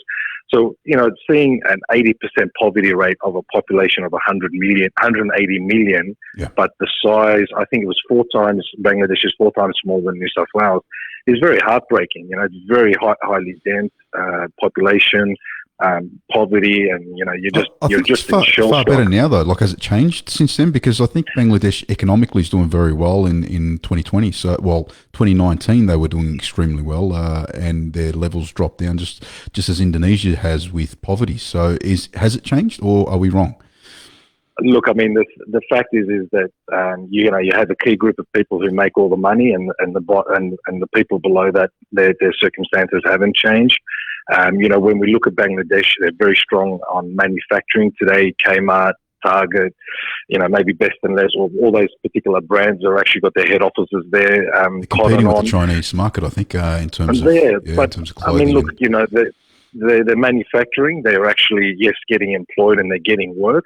But they're very, very minimal wages, very small wages. Yeah. And some of the factories that they're working in, we even, fall into pieces, and you have a lot of loss of life because of that. So the environments aren't safe either. No, look, very tough conditions. You've got to think about a commercial building with maybe 1,000 to 5,000 people working in it. Yeah. I've been to some factories where there's been 4,000 workers, mostly Muslim families own it. They were doing, I think it was Adidas for Europe and so on. They had a couple of brands, but, they had masjid, they had a kitchen, they were looking after their staff. But then there are others that, are totally putting it to total abuse. But I think once the collapse happened about 4 years ago in one of the buildings and a fire happened, people died from that. Bangladesh has pulled their socks up a little bit, and they're starting to do, physical checks on these manufacturing plants and make sure they're up to standard. But look, being a third world country, there's always ways around it. And, so unfortunately things are still exactly the same as they were, 7, 8 years ago when we first started going. Yeah. Okay. Yeah. Look, you've been around. Obviously, you've been to a lot of countries. What's some of the impact that's left upon you that you realise that we're doing the right thing? Some of the things that you might have seen in a few of these countries that might have left a little impact on you. Yeah. Look, I mean, the fact is, with our team, I think one of the things that is the difference of Sadaqa Welfare Fund is. All the committee members were always ready to travel. We're on the ground. We're actually physically doing the work. We're involved in the whole process of negotiating from the wholesaler to the packaging to the distribution. We're tailoring whatever we were doing to that particular clientele. So if it's for a Bangladeshi, one part of Bangladesh, we're buying them a different product. If they're a different part of Bangladesh and they eat a different dietary, we buy to them. But I guess one of the things like with Bangladesh is that, yes, we've seen Bangladesh really poor villages and struggling and drinking dirty water and getting sick from the cross-contamination.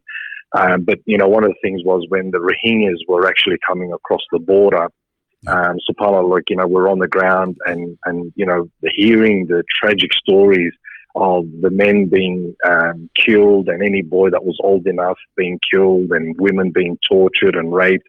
It was horrific, and I think the only time the media really picked it up was when the women were actually, for 2 months prior to that, were already at the docks trying to leave. But what's actually happened is they ran out of food. They were drinking the water, and the water was obviously saline, so it's salty. They were getting sick from it. And they actually planted mines behind them, so they actually couldn't even go back. So they'd either be shot or blown up. So they started throwing themselves in the water, and then what was actually happening is they were starting to wash up on the shores of Bangladesh, and that's where the media picked it up, and that's when the whole world sort of uproared, and we started picking them up. So we went to the zero of Bangladesh. There was from my memory or recollection of it, that the Rohingyans when they were running away from the prosecution of the Myanmar army, that Bangladesh said, no, you can't enter. There was too many people that already entered. There's hundreds of thousands more waiting in the border.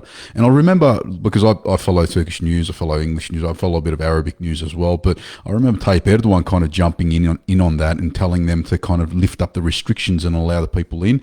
And shortly after, that kind of happened. I might be wrong with this, but this is how I recall it. Yeah, so basically what happened initially is Recep Tayyip Erdogan, the Prime Minister, said he sent his wife, he sent a part of the team of Turkish Red Crescent and the Foreign Affairs Minister at that stage to Myanmar. So what they ended up doing was opening a Turkish Red Crescent office, and politically they put their stance on it, but after about a month or so, there was too many attacks on the office and the building, and then they were forced to close it. So Bangladesh previously has been taking in Rohingyans. I went to the original camps many years before that. And look, I have to say the Turkish NGOs at that stage are doing a great job in supporting them. So are they still there? They're still there. There's the originals that have come from 92 onwards. Wow. And then there's obviously the newer ones that have come in the last couple of years. But what actually happened is a lot of them were out also on sea. And then you might remember that Australia actually paid to turn them away and didn't want to take them. And at that stage, the Turkish Prime Minister said, gave Bangladesh and said, look, we will fund everything. Just take them into your country or the neighbouring country. Yes. We'll fund the whole process. The Bangladesh Prime Minister did not accept. And then at that stage, when they put political pressure and they said, look, it's either with the army or it's either with money. Which one would you like? And obviously they took the money. So NGOs from all around the world, the Turkish NGOs came in and look, today it's supported, yes, by the Bangladesh government. It's supported by a lot of the NGOs. That's so good. Alhamdulillah, it's a lot better position than what it was a couple of years ago when they first came. Yeah. But there's still things that are lacking because it's not on the media. People are following trends of what's happening in the media. So what happened with Lebanon, people donate for Lebanon. If something happens in Syria, they donate for Syria. If something happens for Gaza, then they'll donate for Gaza. Yep. But the Rohingyans, unfortunately, don't make the news very often, so people tend not to give specifically for Rohingya. But you've got masjids that are built that don't have imams or they haven't paid for the imam. You've got schools that have been built with teachers that haven't been paid for 12 months, so they end up closing.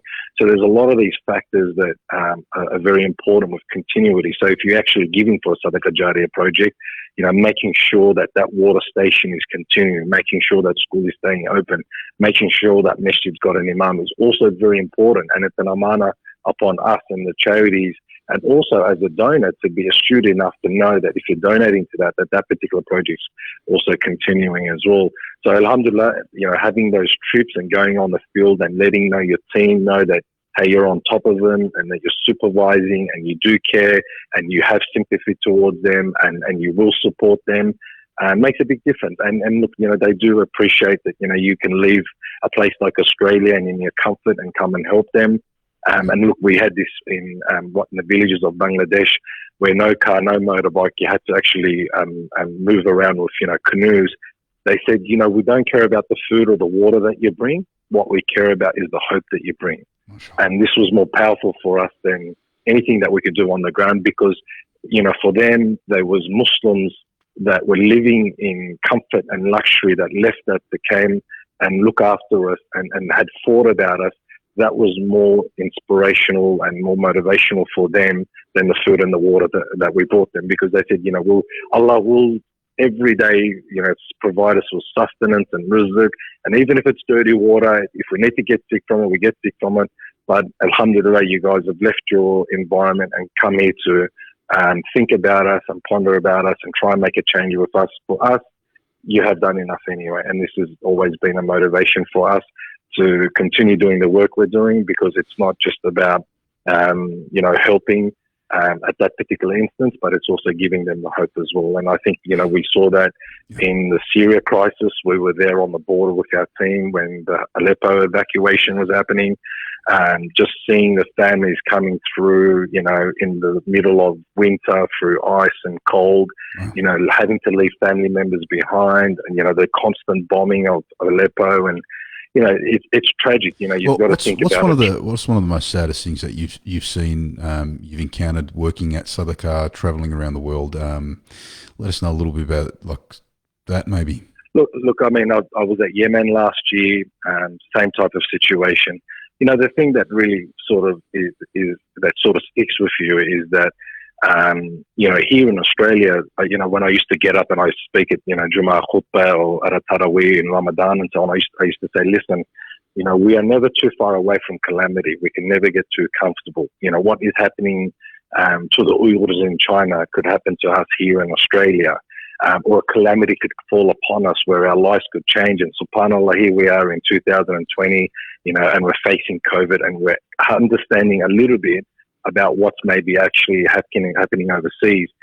When I went to Yemen and I'm seeing families that have been driven out from the cities and losing their businesses, their homes, kids that were going to school are now not going to school, men that had businesses or work that now have got no income. Women don't know what to do, and you're looking at it and they're living in makeshift shelters that are just basically cardboard boxes and plastic and whatever they can put together to wrap around it some pieces of timber. And subhanAllah, like same thing, the parents were happy to get the food boxes and the clean water and so on.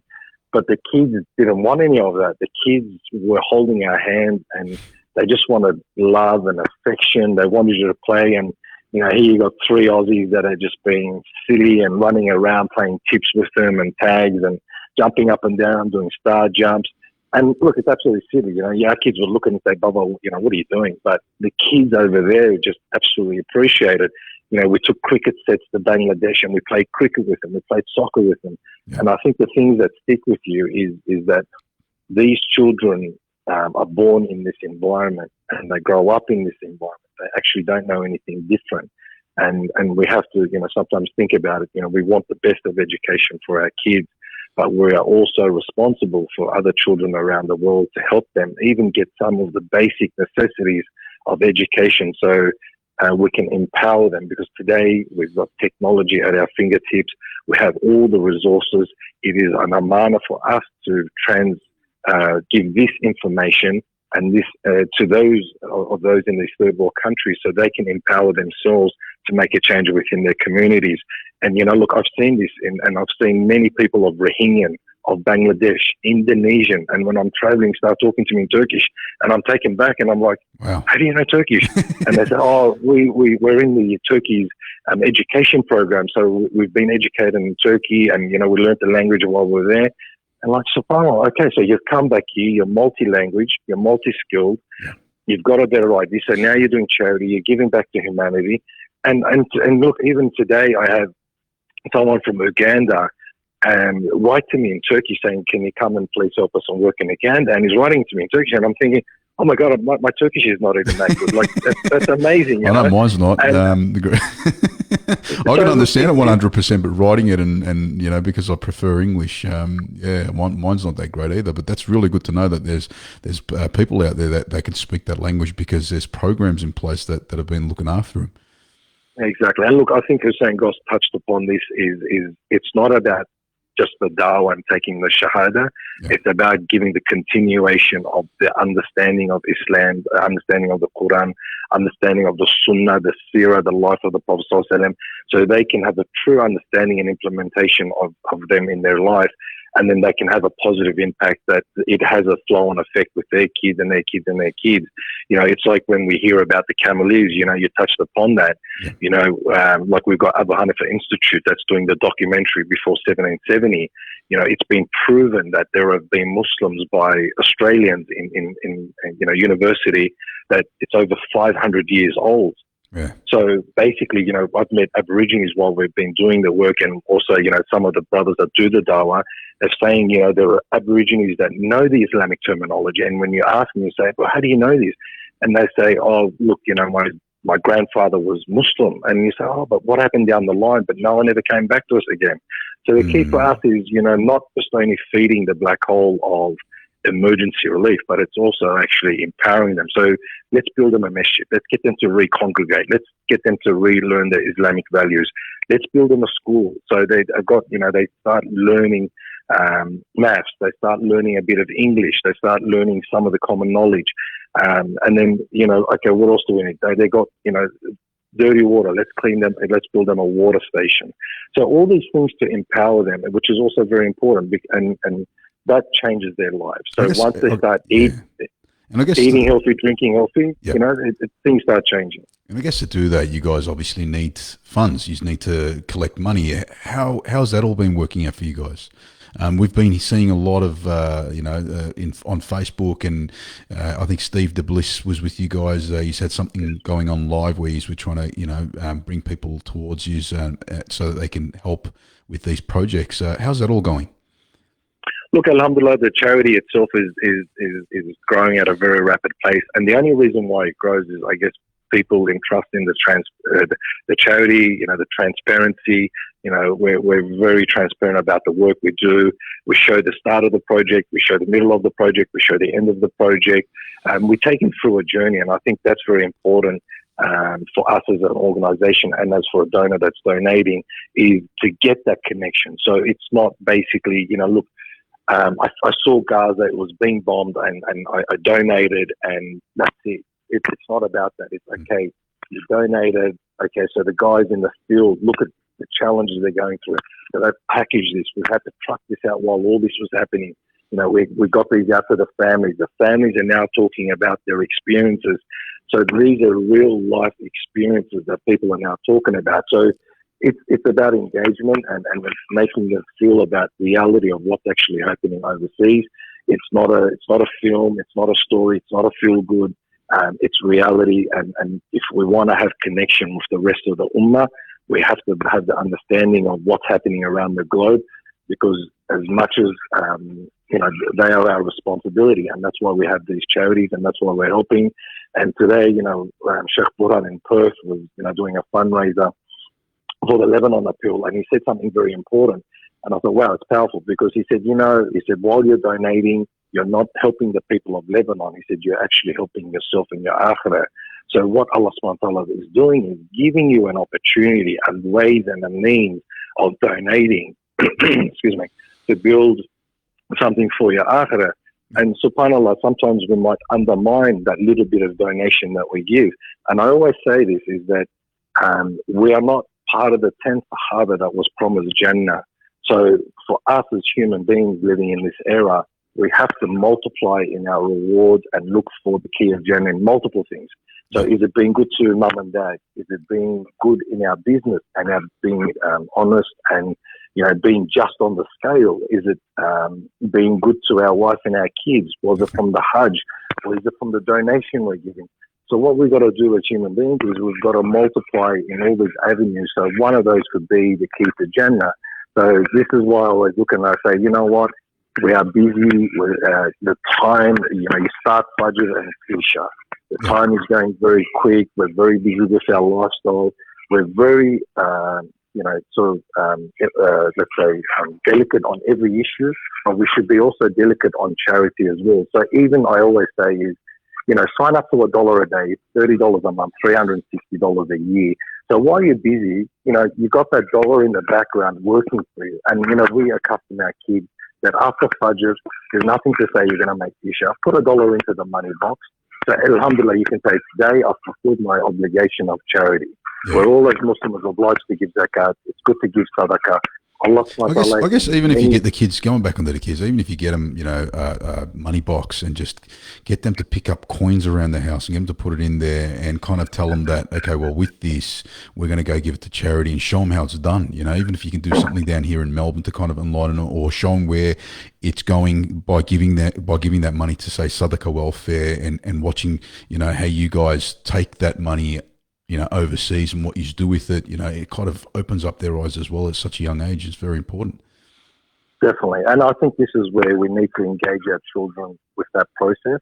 Yeah. And look, there's nothing, horrific on the social media where it's going to disturb them.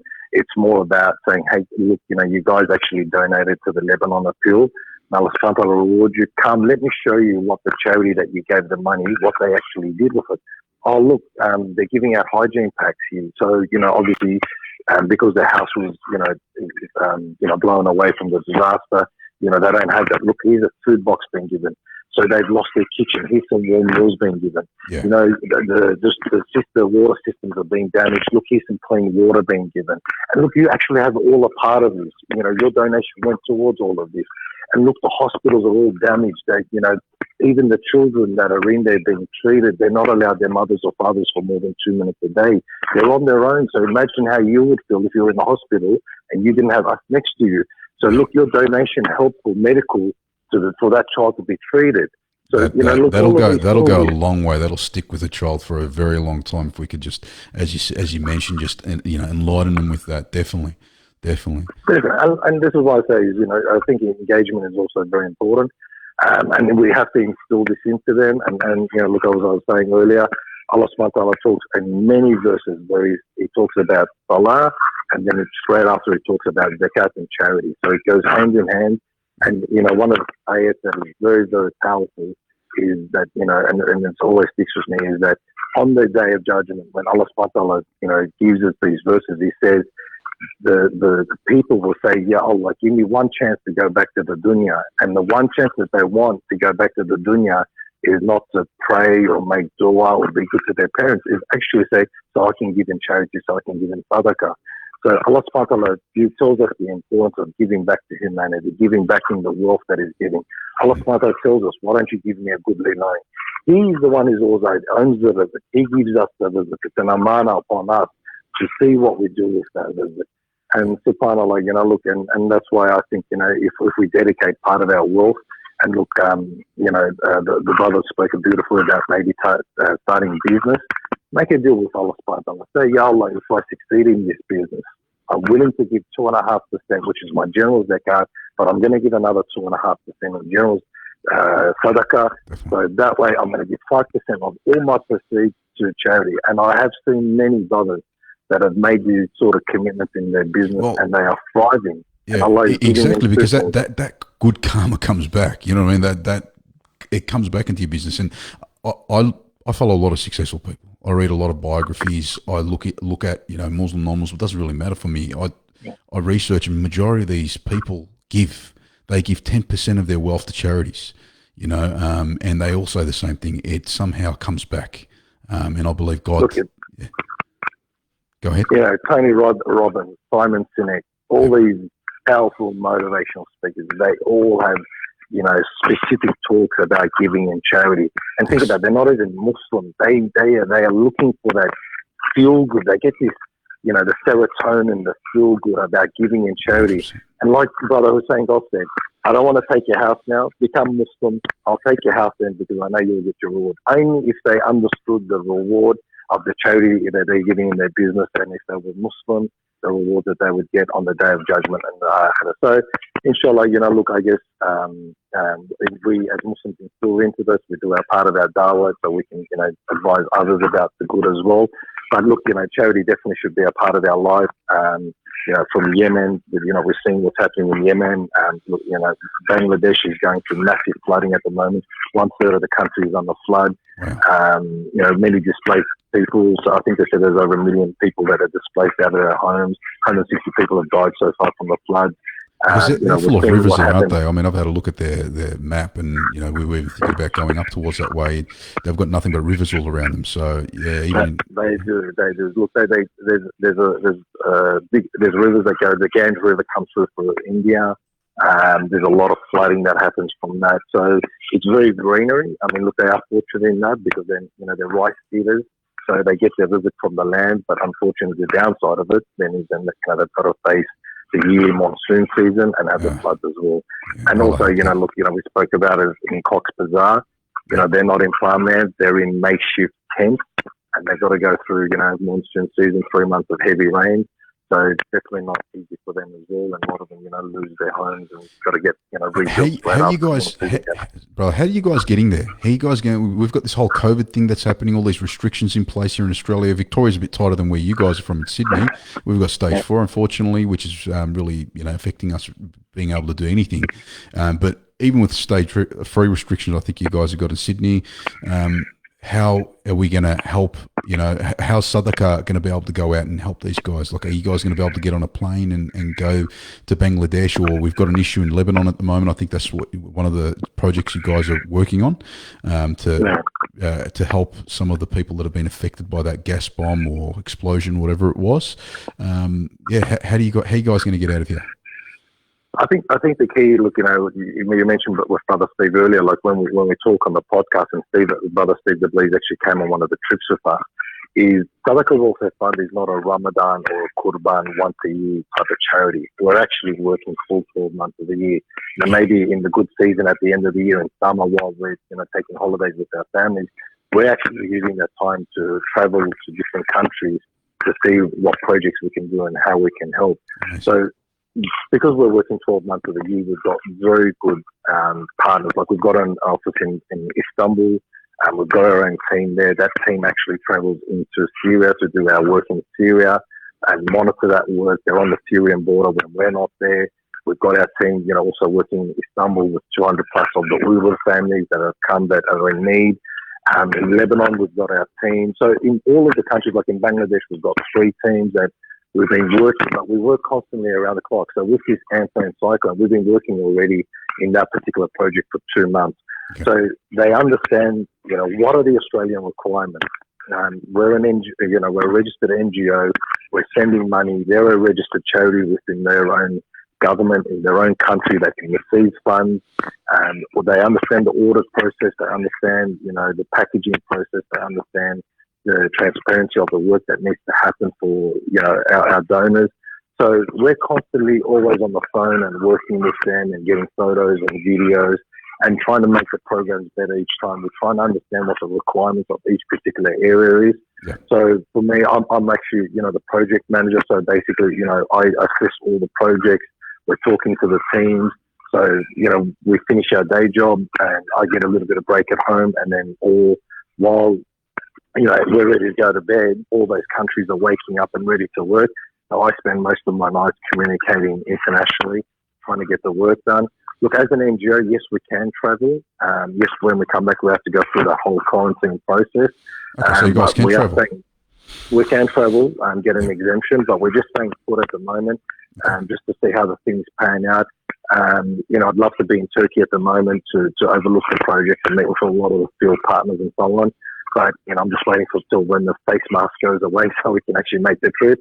But, look, the thing is for us is the work's continuing. With Lebanon, the day it actually happened, that same night, our team left Tripoli and we're on the ground in Beirut already giving out water and bread and food and trying to assist. Our ambulance team was there. And I actually woke the team up at 4:30 and I think they had went to bed at 2 a.m. And I said, guys, what's going on? Let's get to this. So then at 8 o'clock, they had a full team meeting, strategized. So we had. So you guys are working around the clock then? You aren't really sleeping much by the sounds of it. No, we're not. I mean, look, even when the first round of lockdown happened here in Australia, in Victoria, in Western Australia, New South Wales, we were doing food packs, we were doing hygiene packs. We were helping the international students. I had 2 Turkish students stuck at the airport. The Turkish consulate had arranged a plane for them to leave. They got stuck. They couldn't get the funds. I organised the funds for them to leave Australia. So all of these things, we were working around the clock. So maybe while everyone was at home and the COVID restrictions, our team was working around the clock trying to source, food items, hygiene items, packaging, trucking, transportation, all that sort of stuff, so it was constant. When we had the bushfire appeal, our teams were organising generators, organising stuff for evacuation centre, marquees. We were trying to understand what they needed, not, what we wanted to give them. So we were giving them things like mattresses, solar showers, external showers. So all these type of different things that we were supplying. So alhamdulillah, for us, it's a full-time job. It's around the clock. There's always a lot going on. So our teams are on the ground now at Lebanon, and they're still supporting the clinic. Well, hey, by the way, what happened at Lebanon?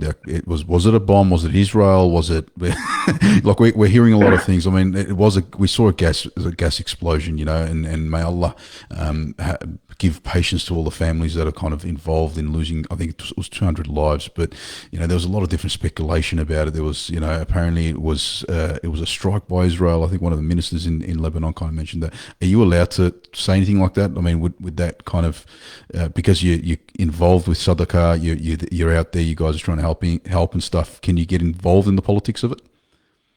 Look, I guess for us, we're an NGO. We don't get involved in the politics. Okay. We're an emergency response team. Our job is to help the people affected. We leave the politics to the politicians. We leave the government to deal in these particular matters. Look, as Muslims, as individuals, we have to voice our opinion. We have to stick up for the communities. And look, everyone is entitled to their own opinions of what they think happened. But for us, we don't get caught up in that, because if we get caught up in the politics, then that means we're losing time from helping people. And, I mean, time that you guys don't have by the looks of it. You only have like 2 hours to 4 hours sleep a day. So you're right. I do understand all that.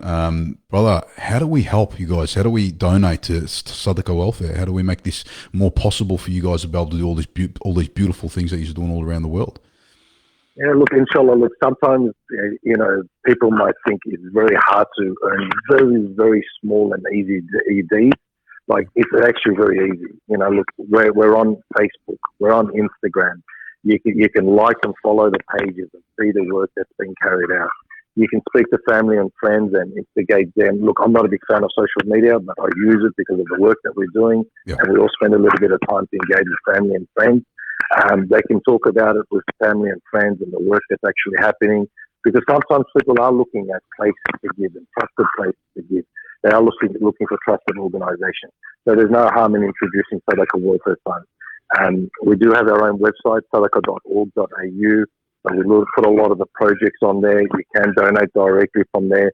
We have separate Sadaqa accounts. We have separate Zakat accounts. We don't mix the funds together. Mm-hmm. We use specifically the Zakat for the feeding programs. We use the Sadaqa for the empowerment of the Sadaqa Tijariyah projects. And look, it's very easy, like I said. So, like the social media platforms on Facebook and Instagram, and that way you can follow the work that's actually happening. You can, sadaqa.org.au, you can donate directly. We have the Lebanon Appeal on the homepage, so you can donate directly to that. Look, I do understand it's coming off media a little bit, but this does not mean that the thousands of people that have been affected, that their situation is all of a sudden fixed and gone and done and dusted. So there's the people that are sleeping out in the streets. The hospitals are full to the rim. They're not even taking family members. And like I said earlier, they're only allowing family members to visit for a couple of minutes a day. The hospitals are actually not getting the medical supplies. So, alhamdulillah, we're supplying all medical equipment and so on to the hospitals. We've supported 4 clinics so far. The next phase now is, besides the feeding, and which that's still continuing, is how do we fix this? So we're looking at masjids that have been torn apart. So we're getting quotes to put those masjids back together so people can actually congregate, whether they need to stay there for a temporary time.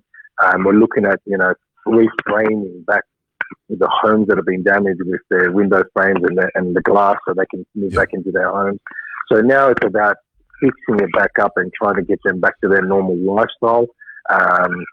But yeah, look, millions are affected. I guess our heart goes out to all our Lebanese brothers and sisters, that are affected, and all the Muslims around the world and non-Muslims even that are around the world that are in crisis and need help. Brother, I ask Allah to reward you guys for everything that you have done. You're doing a great job. I follow you on Instagram and Facebook, and I get to see all the beautiful work you guys are doing. I hope you guys can keep it up, inshallah. But yeah, look, I think it's. I was only supposed to keep you on here for 15 minutes. It's been much longer. I appreciate your time and your effort that you've kind of put in by coming on the show. No, that's all right, brother. Look, thank you for having us. It's a pleasure. Alhamdulillah. Look, if we can instigate some khayr, if we can touch some hearts, this is what it's all about. And look, it's not about us. We're only a means. It's actually, I always say this is it's an honor to work for Allah subhanahu wa ta'ala. Allah subhanahu wa ta'ala mentioned this in the Quran as the zakat collectors. We're just doing our duty. It's actually a community effort. Everybody has a role to play, from you being on social media, making that awareness, from people donating, from people on the ground that are making the effort to do the work. It's all a team effort. It's a community effort. And alhamdulillah, when it comes together, look, the community in Australia always pulls together when disaster happens, when it's needed. This allows us as charities to get on the ground and do the actual work. So alhamdulillah, we have great reputable charities in Australia. Everyone's doing the work. And for us, all we've got to do is keep showing you guys and being transparent and showing you the work. We've got to show the Australian community, the Australian government, that Muslims are professionals. We can do this on a professional manner. We're audited every year. Every single cent is audited, where our report is on the ACNC website. And we want to show them that we can go and do good quality work. We've had the Australian ambassador in Turkey go and see our orphanage on the Turkish-Syrian border. He tweeted about the quality of the work on Twitter, the workmanship. Sorry. So alhamdulillah, the recognition is there for the work, and ideally what we want to do is empower communities. And when things like this happen, yes, we pull together as a whole community, and we're helping Muslims and non-Muslims. And inshallah, this is all dawah. It's the sunnah of the Prophet sallallahu alaihi wasallam. And alhamdulillah, if we can make a change, and without even realizing we're doing dawah, we're helping the people in need. And inshallah, Allah softens their hearts and brings them to Islam, inshallah. Love it, brother. I love it. Thank you so much. Thank you so much for coming on the show again, Joshua. Allah, awesome. Thank you for having me. Definitely. And look, if anyone wants to donate, they can jump on the sadaqa.org.au. We're always happy to answer any questions. You can PM us privately. If you've got any questions, more than happy to have volunteers. I ask, inshallah, that Allah subhanahu wa ta'ala eases your restrictions in Victoria as soon as possible, that you guys can go back to normal. I understand how hard it could be, and we're not in any type of restriction close to you guys, and we're feeling the stress of it. So inshallah, I can understand the pressure that it's got on you guys, and especially with business and family stuck together.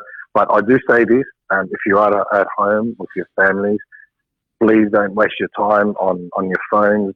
Reconnect with your family, your wife, your spouses, your children. Spend quality time praying in Jama'at together. Open the book of Allah subhanahu wa ta'ala, read the Quran, understand what the ayats are saying, build that bond, and you've got an opportunity now to rekindle with your family.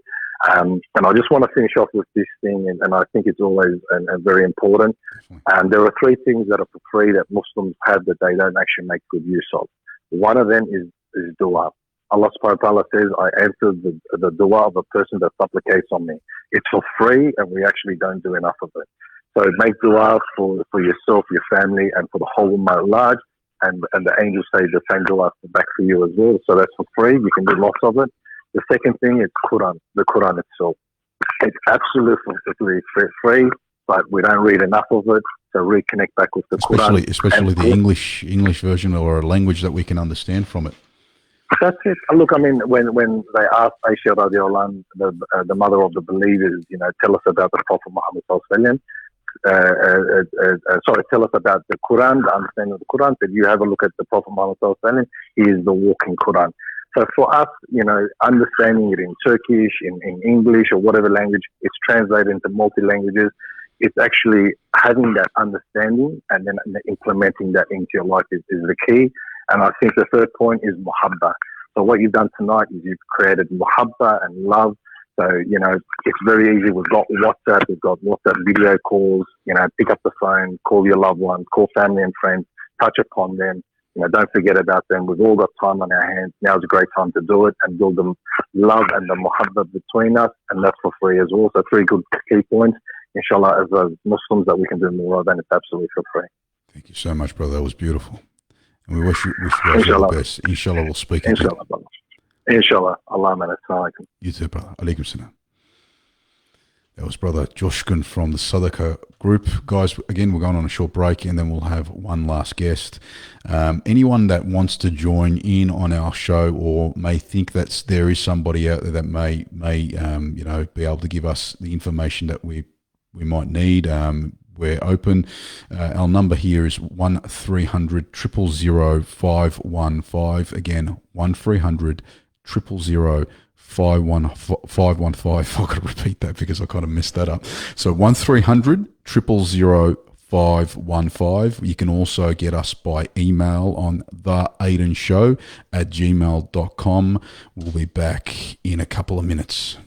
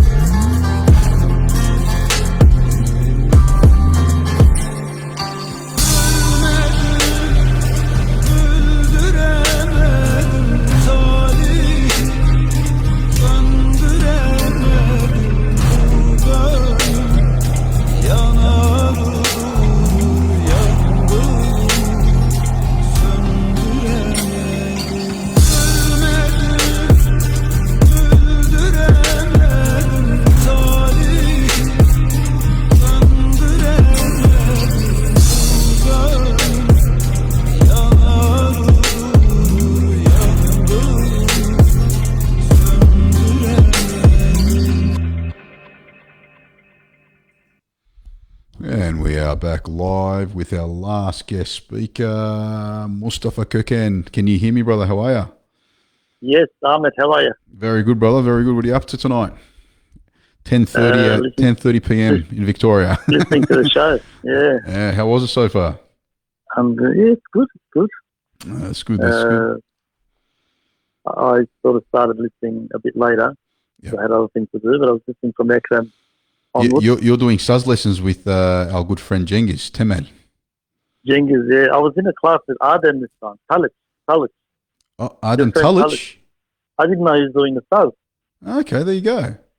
Aydin Talich helped us on the Aydin show at the very beginning before you came along. Yeah. That's the first time I saw him. So we had a group lesson together. And that's the first time I saw him. And then he knew who I was when he saw my name. Love Aydin. But look, I guess the reason why we've got you on tonight, we want to discuss a couple of things, and we'll probably do this consistently with you. Maybe you can help us out with some of the news that's been happening in Australia in Australia and overseas. One of the things information, one of the things that we've been looking at recently is the numbers in Victoria. We keep seeing them changing all the time, and I've seen it on your Facebook that you've you've kind of got that in front of you. So, Mustafa, what are we looking at in terms of numbers of people that have got COVID and people that have passed away in Victoria? Just interesting numbers. So today we had 375. We got 375 deaths so far in Australia. Okay. For the whole of Australia since January 22nd, which is when we first counting apparently. Yeah. I just want to give a perspective to people so they understand what these numbers actually mean. Because I don't think people understand what these numbers mean. They really don't. They hear numbers like, how many people tested positive and things like that. Like, for instance, at the moment, we have 22,743 tested positive in Australia till now. Now, that sounds like a big number, but this is since January.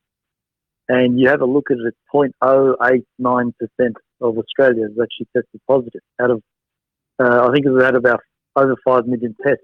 Wow. So out of 5 million tests, you're saying how many? Yeah. Well, it's actually, I think it's about 6 million tests. 0.089 people have been tested positive. Okay. Now, the thing is, it doesn't actually mean anything, this positive number. So every day we have these cases, like today it was like 325 or something like that. 325 tested positive in Victoria. Yesterday it was 275. Last week it was 700 and something. These don't actually mean anything. It means nothing, actually, because these aren't people that are sick. They're not going to the hospital. They're not in intensive care. Most of these are asymptomatic, or they've got a sniffle and they've gone and got them tested. And basically, this very dangerous, wicked disease that we're being told is about. You get a test on an SMS that says you're positive, and you know what you have to do? You have to lock up for 2 weeks. Okay. And the government gives you $1,500. Wow. You actually got, so when you get tested now, I think you get $450 instead of $300, just for getting tested and waiting for those few days or that one day, and then $1,500 for waiting at home. Wow. So okay. So that's kind of motivating people to get out and get tested. Probably. Yeah. Depends on the kind of people, but some people will actually go and get tested and hope they get positive. Get $1,500 if you get positive. Yeah. But that doesn't mean that they're sick. Okay. So when they tell us, we have this many cases, what cases? The guy gets a positive and he's told to just stay at home. He's not treated. There's no treatment. There's no medication. It's not like go see your doctor now because now you're sick. You need to go and see a doctor, or you need to go to the hospital and get treatment. It's no, go home, self-isolate for 2 weeks. And no test after that either to see whether you're better or not. Yeah. So I think people need to understand. What's the numbers in Victoria? How many people have died, and how much? Let's talk about costs as well on the economy in this state. What have we lost in terms of life and in terms of dollars?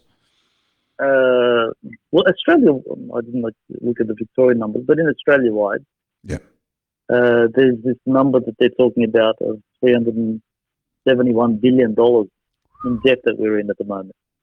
Since the pandemic, because the so-called pandemic. Since the pandemic. Okay. But this is the number that they're throwing around, which is a big number. I mean, if you look at this 375 deaths, almost like $1 billion per person, that they're attributing to. Wow. That's huge. And so in Victoria, yeah. what I want, the other thing I want to show you about the numbers, something very interesting. So at the moment, we have 680 people in hospital.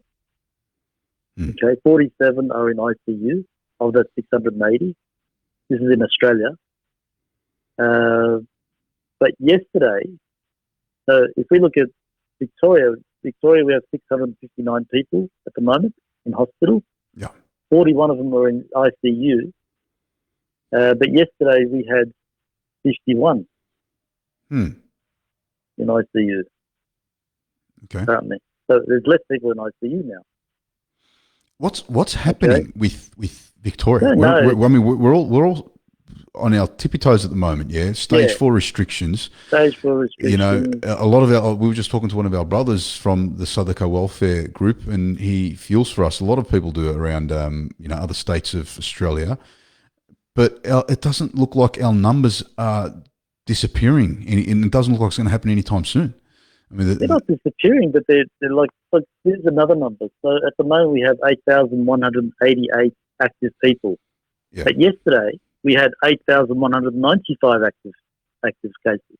Okay. So we're coming to a point now where we're having more recoveries than numbers. Yeah. Yet we're still being told it's worse. It's getting worse. It's, How about that almost to the 20-year-old? point that they get The 20-year-old that no passed away. information about it. Yeah. Well, Daniel today. Andrews, the way he mentioned it, it didn't seem like he was too confident with the way the kid passed away. Anyone that's sort of younger, they never give details about what happened. Yeah. And I think that's the problem. I think people want to know. Like, if a 20-year-old died, how? Why? Yeah, what happened? How did he catch it? What he went That's through right. when he had it? Why it killed him? Like this is what I want to hear. Yeah. I mean, we know that if you've got a weak immune system, and this is why the elderly are dying, they've got weak immune systems and they're dying. Now, why is a 20-year-old dying? Because it hasn't happened until now. Well, did this person actually have underlying problems? Yeah. Are we how sure are we about? Because when we put that actually 20, when we take that 20-year-old out of the list, we've then got, I think it was a few in their 80s and a few in their 90s, yeah. and again there was 8 they're all in people aged in their care. 90s. Yeah. 8 people in their 90s and 5 people in their 80s, which okay. Unfortunately, it's all the aged care that's actually passing away. They're not looking after it. And now they're saying that the guys that work in aged care all need to have flu shots. Like that's gonna help in any way. I mean, most of these elderly people have already got the flu shots. They get them yearly, and they still somehow pass away from the COVID. Now we're talking about people that are working around them that need to have that as well. So. I don't understand. Why are they getting the flu shot? Exactly. I don't understand what sort of exactly. I don't understand how Dan Andrews is kind of deciding that that's it for us to stop this from going out further into more aged care facilities. Yeah. I don't understand why they're getting a flu shot. What's the flu shot supposed to do for them? Yeah, exactly. What are they getting? So it's interesting, the numbers. I mean, but I think everyone needs to know we're in this fear mode at the moment, and yet when you look at the numbers, they're so low. So there's 375 people that have passed away.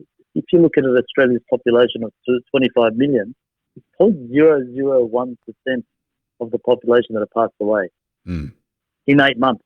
And 80% is from aged care. Yeah. 80-90% from Australia on average has 432 people that pass away every day. Yeah. We've got to look at it in perspective. So we're being told this is all a pandemic. It's spreading like wildfire. I mean, spreading, 22,743. Last year we had 310,000 people with influenza that visited a hospital. Not positive cases, like this is positive. These are not people visiting a hospital. Yeah. 310,000 people visited a hospital. About 902, I think, that just died of influenza. But I think 4,000 in total with influenza and some sort of pneumonia. No, we weren't locking up. I don't remember anyone, telling me to wear a mask. Or go into stage 4 restrictions and now we're go being bankrupt. told we're selfish. Yeah. But now we're being told we're selfish if we don't wear a mask and stay at home. Yeah. I think, masks aren't working. The masks don't work. Simple as that. No, why would it? If they worked, the numbers would have disappeared. This thing would have disappeared by 2 weeks. They told us it will go away in 2 weeks, and we've been wearing masks for a lot longer than 2 weeks now, and we've been restricting ourselves for the past couple of weeks at home and not going anywhere, and it's not making any sense. Yeah, I think, and there's one thing about it. We're in quarantine. Yeah. No, everyone's in quarantine. It doesn't even make sense because you should be quarantining people that are sick, not healthy. That's right. I mean, you look at some of the comments that are being made everywhere, like on social media. Literally, people out there. I don't know why they're thinking like it, but they're thinking you're selfish if you go out and do something without a mask. What was the health minister saying? I think the National Health Minister said something about masks, or something popped up about them saying something about masks a very long time ago. Do you know much about that? Yeah, well, they were saying you were stupid, basically. I think it was one of the words. They were saying you were stupid if you wore a mask. Did they do a test, or did they do a research or something like that? Well, actually, what's his name? Brett Sutton, the Chief Health Officer. I found he actually did his own research in 2001 about masks. Okay. and there's actually a document about it, and you can actually find the document if you actually look for it. He actually so he's the one personally, as an independent research, he worked out that masks actually don't do any good for bacteria and virus. And it's actually in this research that he did. Wow. And now he's coming out. And it's really interesting, ironic that he's the one who actually did the study. Mm. So he knows about masks, and he was the one telling us that masks were no good in May sometime. Suddenly, my God, it's mandatory, it's good, it's better than not wearing a mask. And I love the way they say it sometimes, like, wear a mask because it's better than not wearing one. What does that mean? Yeah. And, not a surgical mask, not a high-grade one. A piece of cloth and spotlight will do. That's going to save you from the COVID, exactly. Yeah, well, it's going to... what sort of material are you using? If you're using some sort of synthetic material, it's actually bad for you. Well, I've got something that I put around... I got it from a golf shop, and it's got these massive holes on it, and it's acceptable.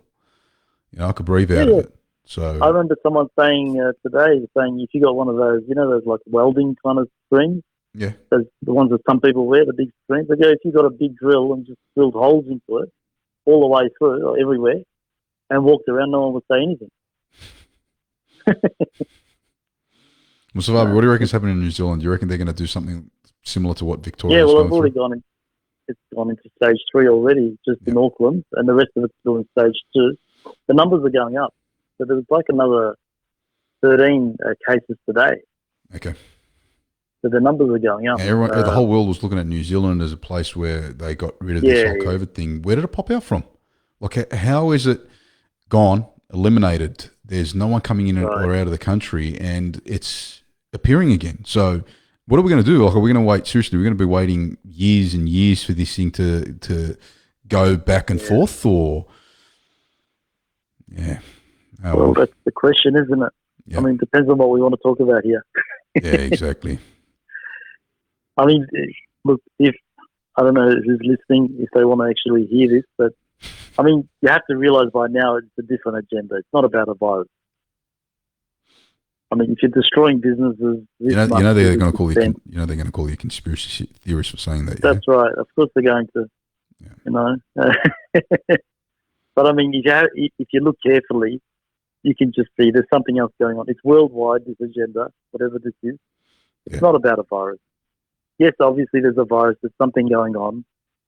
But look at the numbers. I mean, we've never shut down the world for these kinds of numbers. And we're hearing all sorts of things now all the time. People are getting paid to put COVID-19 on their death certificate. I don't know how true they are. Yeah, but I don't know how true this is about the aged care facilities, that apparently if they were to die in an aged care with COVID, they on this death certificate, if they've got a death certificate that says that aged care facility gets $1,500 each as well. Is that, do you reckon that's true? Or? No, so they're getting about 25 to 30,000 each. Can we find that somewhere? Is that 100%? Well, there's actually a guy yesterday.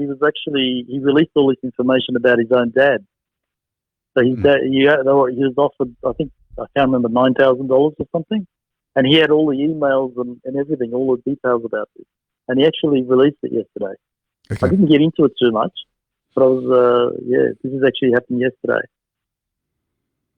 Well, it looks like something fishy going on. Levi Ilmaz just sent a message for saying we will have an ex-COVID patient on next week. He has a very good story. So seen that, guys. That's the thing. We want people on this show to kind of share their experiences of either knowing someone or being involved in it, and they can do that by calling us on 1300 000 515 so that we can organise a time to kind of get them on, or they can reach out to us on the Aydin Show at gmail.com. Because we here at the Aydin Show want to spread the truth, want to get that information, want to find out what's behind all this, and not have a premiere that's going on, and just picking and choosing questions, and the questions just seem like they're the same thing every time he's on there. There's no hard questions that are getting asked or answered. No. Well, he got one actually a couple of days ago. He stumbled badly. Buckled. Did you hear about the parking tickets? I did. Parking inspectors? Yeah, you couldn't answer that. Someone asked him, is this, parking inspectors essential workers in stage 4 lockdown? and he just and ahhed about and he said he's going to get back to to well, he'll get back to you. You're right. And he's like, you're right. Yeah. Yeah, I'll get back to you on that one. Yeah, they don't exactly. work for us, but we do have jurisdiction over them, or something like that. He said. In other words, he was caught out big time. It's like, what the hell? Yeah, man. No, mate. Imagine they're getting a ticket. Imagine if they ask him a couple of hard ones here. I think he's just going to buckle the whole way through. Yeah. But I mean, I feel like the media is fixed media. there. I feel like the media is fixed. I feel like the media is on his side. I feel like nothing is going to come out unless we, as a community, as a society, go out and dig our own information and broadcast it ourselves. If you watch the media thing that he does every day at 11 o'clock or 12 o'clock, he knows everyone by first name basis there, if you notice. Yeah. He does. So it's the same people that he knows well, you know. Yeah. He's always there. He goes, Raf. And then I remember it was always his name, Raf, that he keeps saying. And a few other names, you know, all the time. And he goes, they speak so nicely to him and so much respect. They know each other. And exactly. It's just, where's we should work out how to get there. The Aydin show with, you know. Well, I think they've got, I think they've made new laws up where, you know, they probably wouldn't have me in there because they pick and choose who goes in, how many people go in. You know what I mean? It's just, we can't do nothing. Sure. We can't go out on the streets. We can't protest. We can't, we can't. It feels like our hands are tied, unfortunately. But we can go on this show, and we can make a big difference by spreading, you know, information, truth, knowledge, wisdom, you know, facts, common sense, all this sort of stuff is needed. Yeah. Just going to mention something else. Ekrem was talking about Kodak before. Yes, he was. How Kodak was, you know, they invented the digital camera, which is true. They invented it, and they didn't do anything with it, and it all, you know, went downhill basically. Yeah. It's really interesting at the moment. So with this vaccine business, there's a race on at the moment to create the first vaccine. So whoever creates this vaccine is going to hit the jackpot. Exactly. That's what I was talking to Ekrem about. Not that I was giving advice to anybody to go and invest into the pharmaceuticals. It might have came out a little bit wrong. I'm not a financial planner. I can't give that type of advice. But exactly that. You know, like, I mean, you get that injection. Like Russia looks like they've come up with it at the moment. You know, and the rest of the world is pushing them away. Like Germany's saying that whatever comes out from there, or France is saying whatever comes out from Russia, it's not going to work. It's no good. Yeah, it's no good. You know, so it's like you said, it's just a race. Europe's trying to race. But you know who's in that race? Kodak got into that race. Kodak is now trying to develop a vaccine. No way. Yeah, it's on the news. About a couple of weeks ago. So they couldn't make it. So they couldn't make it in the camera scene. They're trying to make it in the pharmaceutical. Everyone's trying to get in on it. Everyone's trying to get in on it. I mean, we might as well make something in the backyard. You know, I don't know. Yeah. What is this? When they say Kodak, it's like, what the hell is Kodak doing this for? Yeah. Everyone's trying to get a piece of it because it's money. It's nothing else. Yeah. It's all about cash here. Yeah. So, and I really think that, you know, I have my reasons to think that there's always been a vaccine ready to go anyway. Do you reckon Bill Gates would jump on it? There waiting. Well, let's say Russia did come out with it, or some small firm came out with the vax. Do you reckon Bill Gates is going to jump on it? Do you reckon it's going to be something that he's going to put money towards? Well, I think he's already got it. Okay. I think he's already got it. I think it's already been there a long time ago. Wow. They started this well and good knowing where they had the vaccine. You reckon they've already got the vaccine? Yeah, absolutely. I heard this, you know, this is all planned. Yeah. This wasn't about developing a vaccine. They planned this all, and there's good reasons for it. I mean, it's very hard to get into it now why I think that, but there's a lot of documentation about this, about over a year ago. You know, solid documentation that describes COVID-19 a year ago in the American system. Yeah. So they knew well about what it was. But yeah, you know. Yeah, Levy's saying he's written a comment. Is like they have tested the vaccine and it's 100% pure vodka. Pure vodka. Yeah, and Putin's taken 2 shots of it. So that's their cure. Levy's saying that's probably more organic than what's actually in a vaccine. Yeah. With some vaccines. Some vaccines are worse than others, obviously, but in terms of ingredients. Well, it's got heavy metals in them. Yeah. heavy metals, and there's this MRC5, which is the tissue from, developed from aborted babies, literally. That's a whole different subject, and we've got to have a show. Subject. Yeah, we're going to have a show based on all that. It'd be good to get an expert on it. Yeah, I'd love to have someone on two sides. I'd like to have someone from absolutely. Yeah, from pro and the other way, so the anti and the pro. Absolutely. Look, there really needs to be someone that can talk about. I mean, I can talk about this stuff, but I'm not an expert. Exactly. We need someone that knows how to talk about this. And we'll get them on the show, hopefully.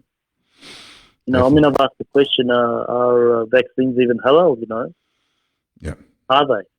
Yeah. I want to ask the doctor that. And the thing is, we've asked doctors, and they brush it off. Like I said, I haven't come across one that can tell me what's in a vaccine, and hopefully we'll find one and bring them on the show. I've gone out to a couple of very well-known Muslim doctors in the community and asked them to come on and have a bit of a chat, but they don't want to. And when I do ask these same doctors, what's in a vaccine? You're saying that it's good for us.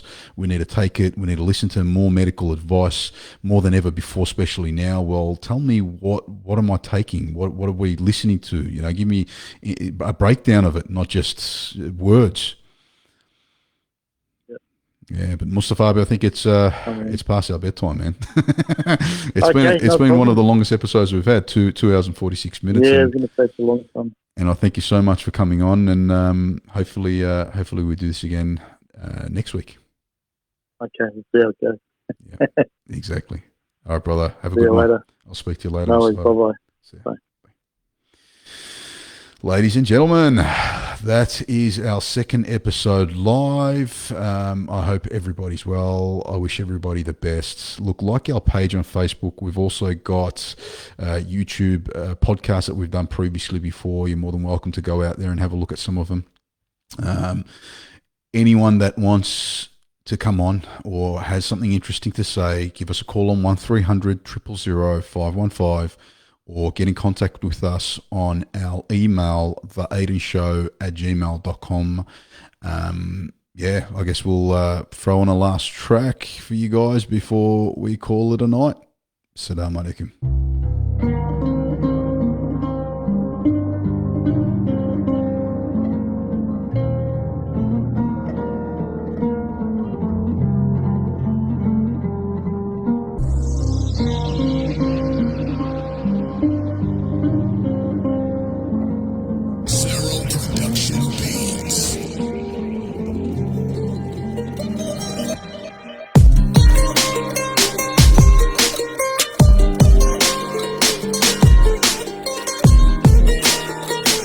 There's a new order taking shape.